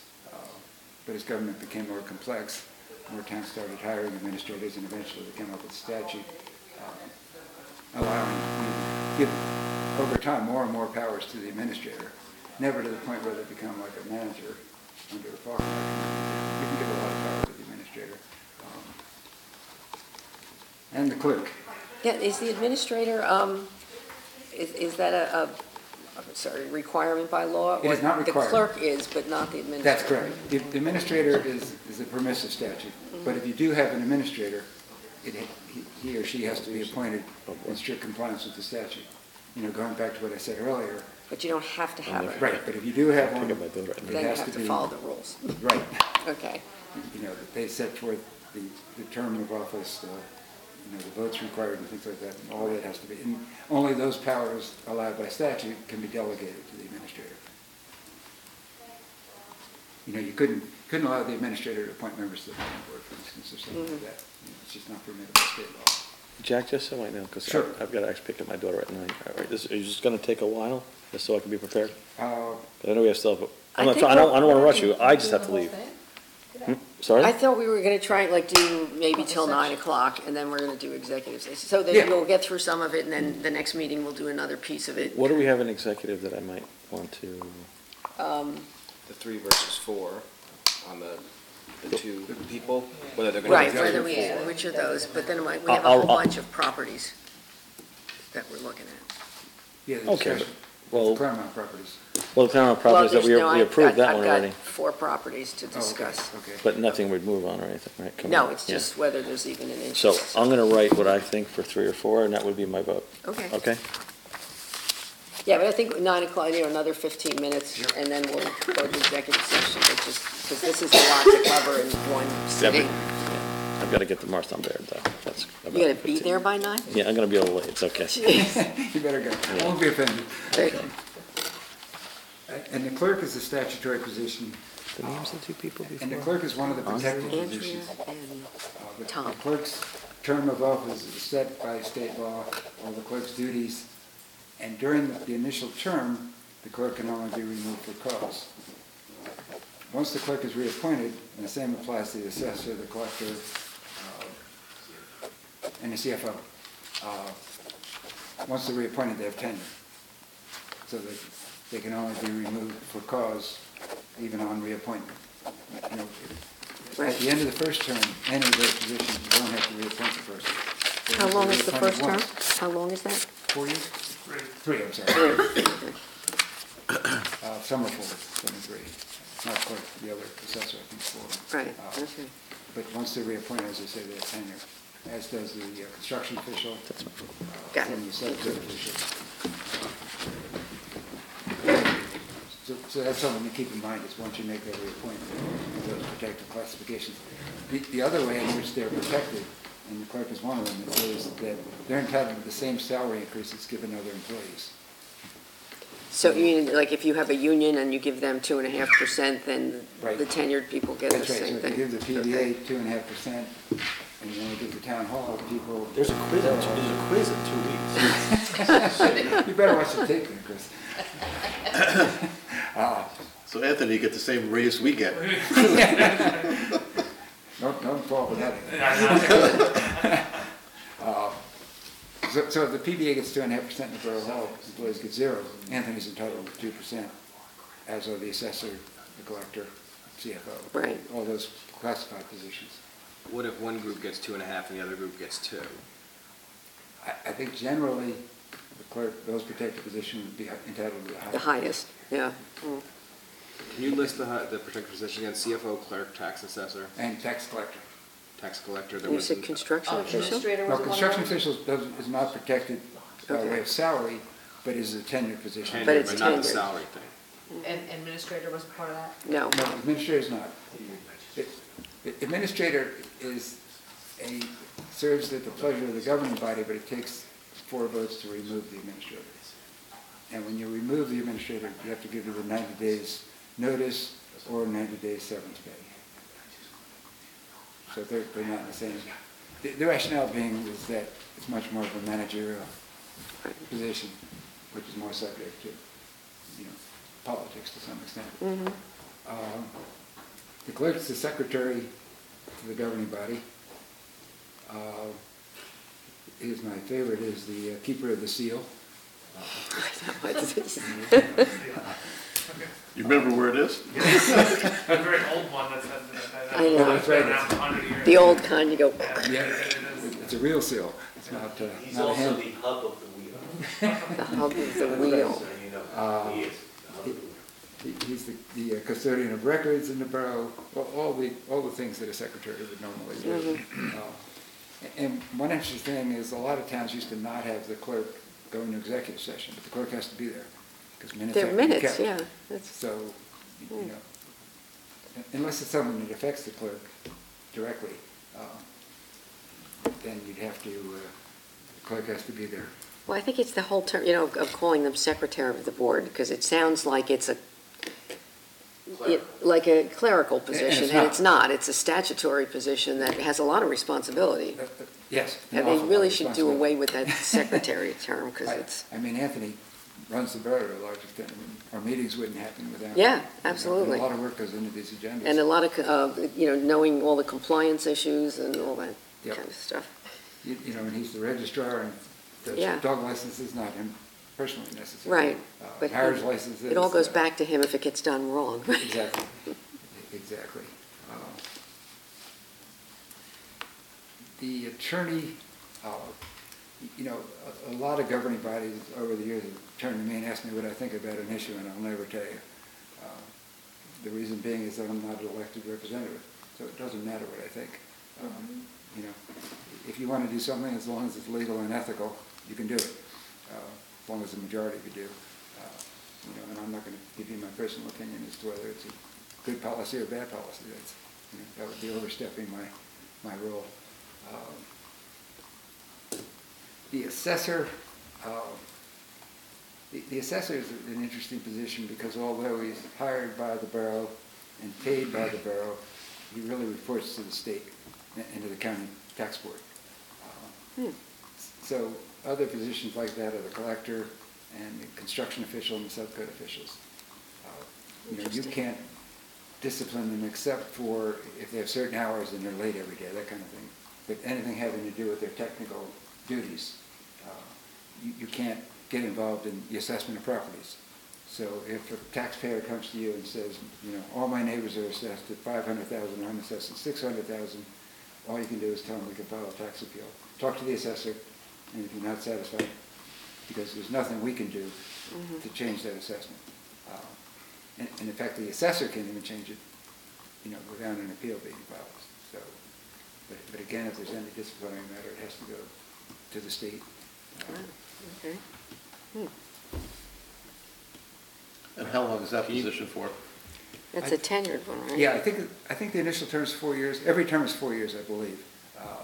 And again, upon reappointment, they get tenure. So during their first 4-year term, they can only be removed for cause. They don't have to be reappointed, but once they are, then they have tenure for life. Can you say who reports to the state again, the tax assessor, tax collector? Construction official, subcode officials. I'm trying to think. I think that's all. It's enough. Yeah.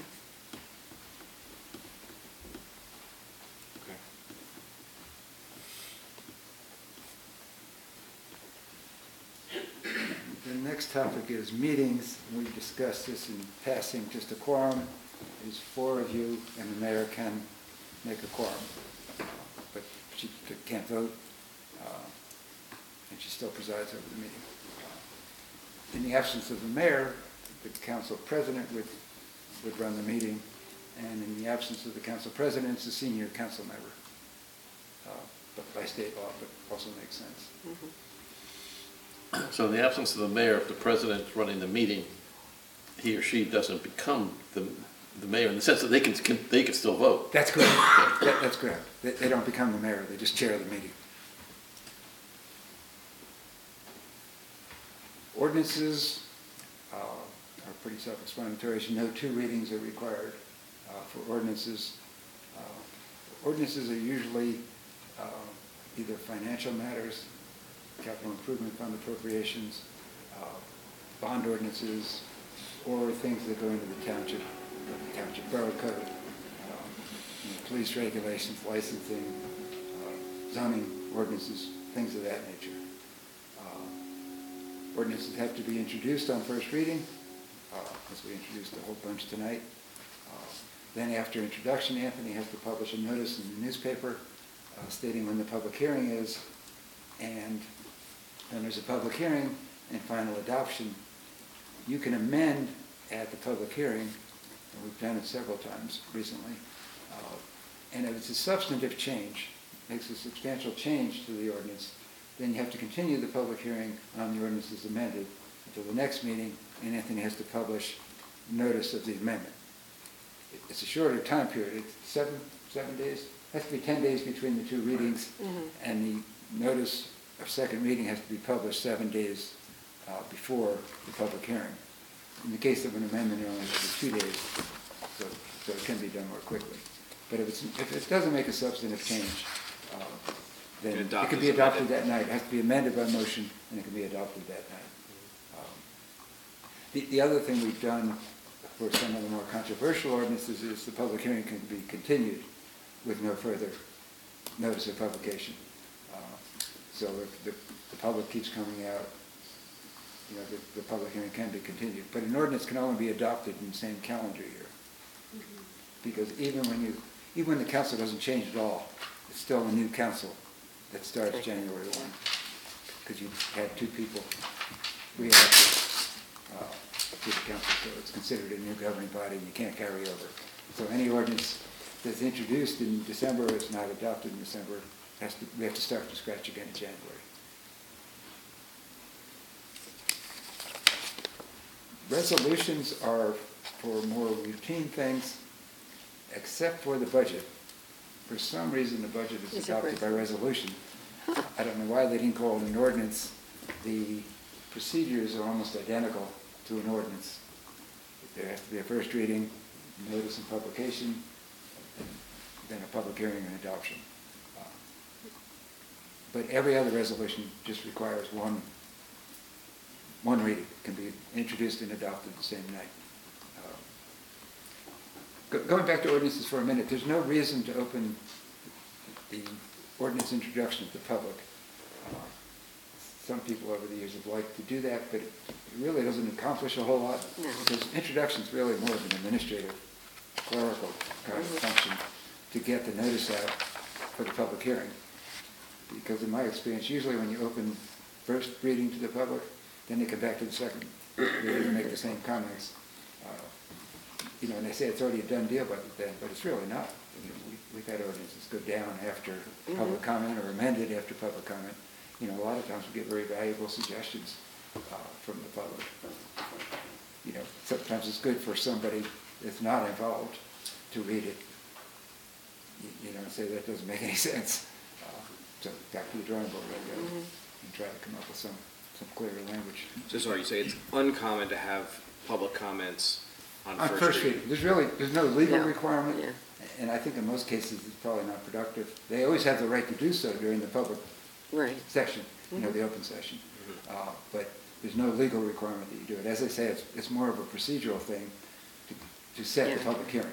You know, it's not really to discuss the merits of it. And in fact, under our, you know, as you know, we have a work session the first meeting of every month, and a regular meeting the second. And the idea was to introduce ordinance or discuss ordinances at a work session, then introduce at the next regular meeting, and then adopt at the regular meeting the next month, the second meeting the next month. Almost like a 6-week schedule then. Correct. Yeah, it kind of puts things off quite a ways. You know, because a lot of times we're in a hurry to adopt an ordinance, and if it's really not time sensitive, there's no point in doing that. But people feel like, you know, there was no discussion of it. It just came up and it was voted on. They didn't have the opportunity to discuss it. So I think work sessions can be valuable to discuss an ordinance before it's introduced and, you know, put it off for the next meeting. I mean, sometimes things are time sensitive and we want to get it adopted right away. But oftentimes they're just, you know, procedural changes to things. So the way we would do that now is, like on the stuff we put on the February 11th agenda, is you would just continue that. Well, and I defer to Anthony. I mean, he's the clerk, but it's, you know, that was the idea originally of having work sessions and regular meetings. Is that it just takes longer. Yeah, work sessions, only those things that are time sensitive, resolutions for budget kind of things, or pay bills, or, you know, would be adopted, or, you know, block parties that are going to happen the next weekend, would be acted on them at the work session. In fact, we used to meet in the conference room and sit around I the table. remember that. Yes, when you Yeah. were, you know, because the idea was more of a discussion meeting than sometimes called them agenda meetings to discuss the agenda, and then the agenda was set for the regular meeting. And, you know, so nothing was dropped out of the sky at the regular meeting for the first time. And especially when things come from like the chief, you know, I'll get an email from the chief, and then I'll give it to you, and no one's seen it before.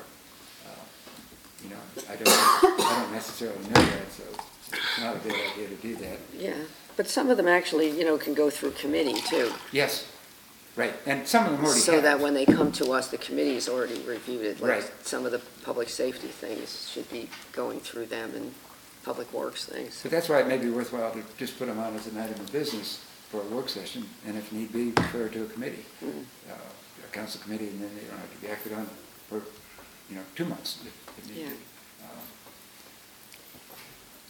And motions really have the same legal effect as resolutions. They're just not in writing. So usually resolutions are part of the packet, they're in writing, and you know, you would move on them in the normal course of business. Whereas a motion is something that comes up, is discussed, and you approve it by motion. But as I say, it's the same legal effect. As a resolution. Because it's adopted the same night as it's introduced. Can I just make a suggestion here? Sure. From my old days on the council. What we used to do, because, you know, it just makes more sense, is each council person would read, like Christina would take the first one and say, I move that ordinance, blah, blah, blah, blah, blah, so that you've already made the motion as you read it. Right.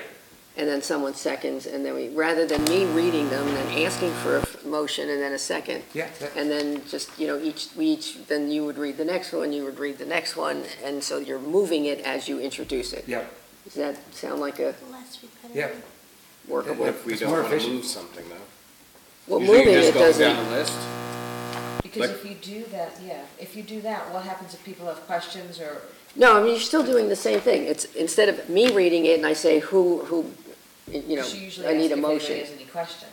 After it's you moved read. and seconded, then we ask for questions. First, we move and second, so that it's You on, can't it's discuss open. until it's been seconded. Right. Yeah. Oh, okay. So it's just a matter And of if taking you're this, opposed to a motion, you could say, I'd rather not. Move pass it on to the person. next person. You know, I'm going to vote no, so, you know. Yeah.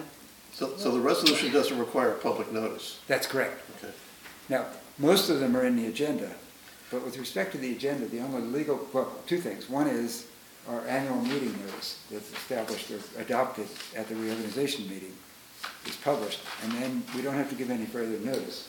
So Anthony does send copies of the Unless you agendas. change them. Now, in the case of a special meeting, we have to send them a copy.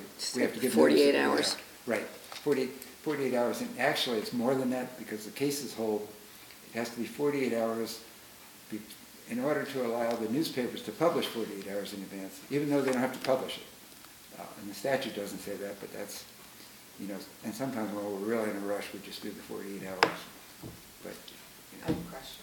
yes, So if we're gonna move, I wanna go back to the moving, Sure. the reading of this. So let's say I was gonna vote no on something, and it was my turn to read it, so then I would say, no, I'm not gonna read that?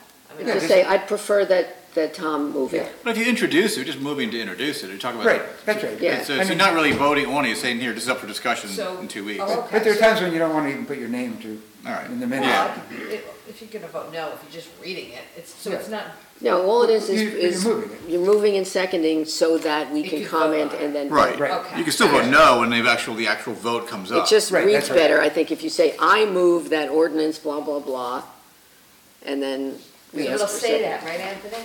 Well, no. Exactly what it's supposed to say, that's all I care about. Well, no, because it says move by, so you would just say, I move Yeah. that this ordinance, and then they Anthony's just gonna fill in write your name.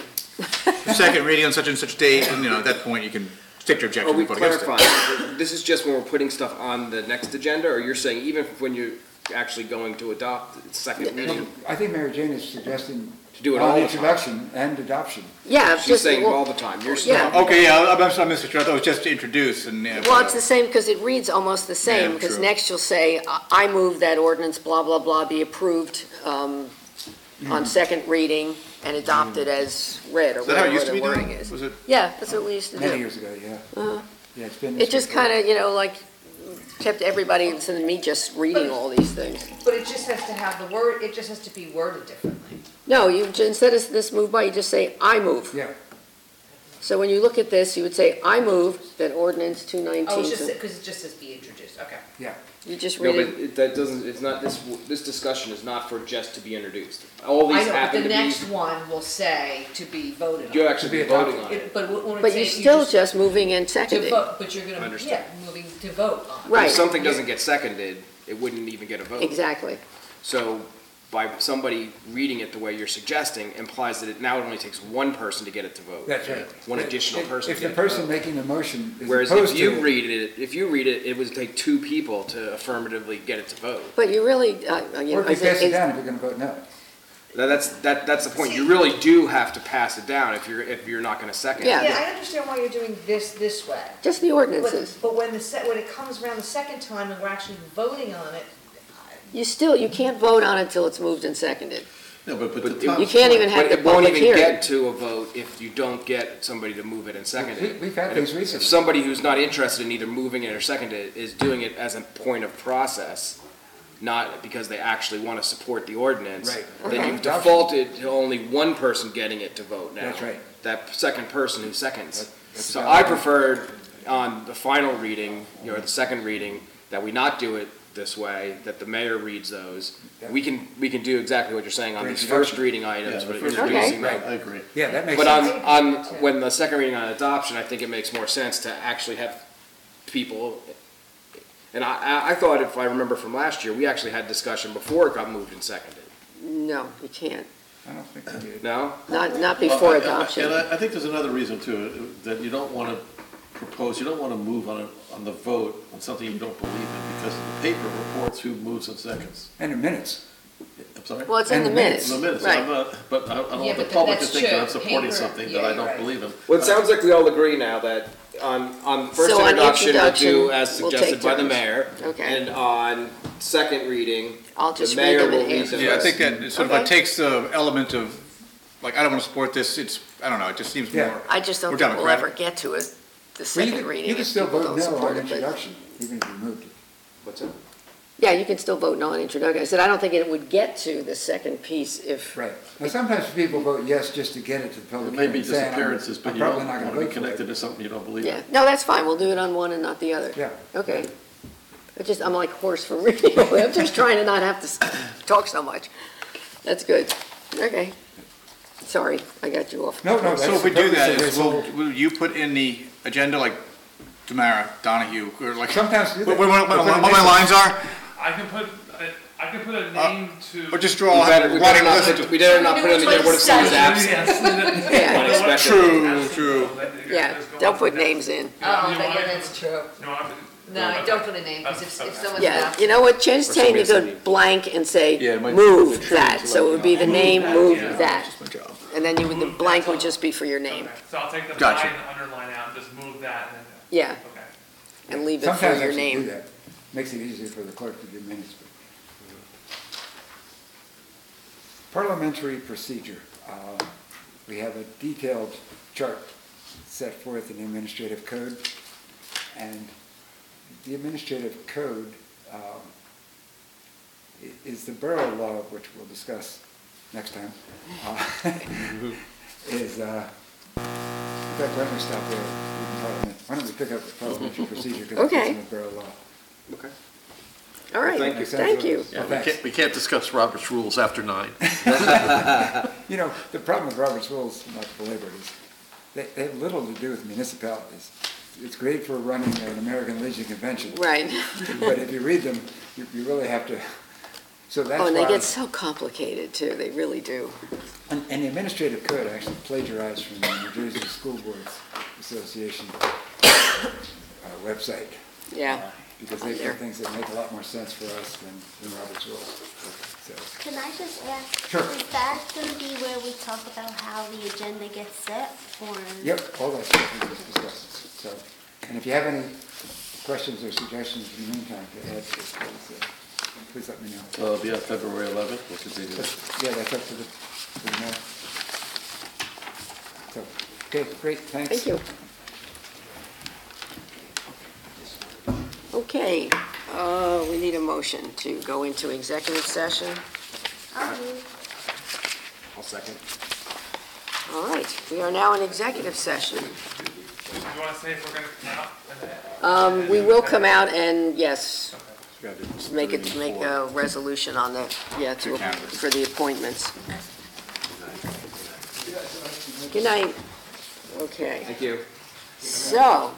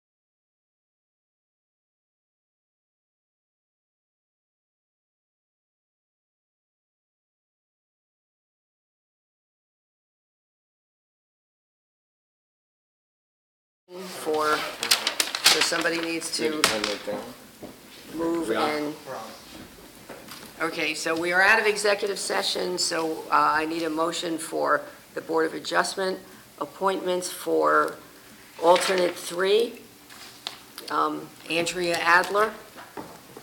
I'll move. I'll second. That's a term ending. A term December ending- 31, 2019. 12/31/19? Yes, okay, so it's a 1-year. So we need a roll call? Yes? Roll Yeah, call? we'll do a roll call, yeah. Mr. Donnie? Yes. Ms. Greenfield? Yes. Mr. Hammond? Yes. Mr. O'Day? Yes. Ms. Samara? Yes. Okay, and now we need a motion for Tom Slocum to be alternate number 4 on the Board of Adjustment for a term ending 12/31/20. I'll move. Second. Roll call, please. Ms. Samara? Yes. Mr. O'Day? Yes. Mr. Hammond? Yes. Ms. Greenfield? Yes. Mr. Donnie? Yes. All right. Can we just make it clear that when we tell them that the 3 and 4 are Is formalities, meaningless. it doesn't mean, it's not a rank order. Yeah. Right. Somebody take offense. Yeah. Who's going to inform them? I told them I would call them, and then you'll send them a letter. I'll call them tomorrow, just so that they're So not you'll waiting mention that around. thing 3 or 4 is just a formality. Yeah, and then they get an official letter, right? Okay. Motion to adjourn? I'll move. I'll second. Sorry. That's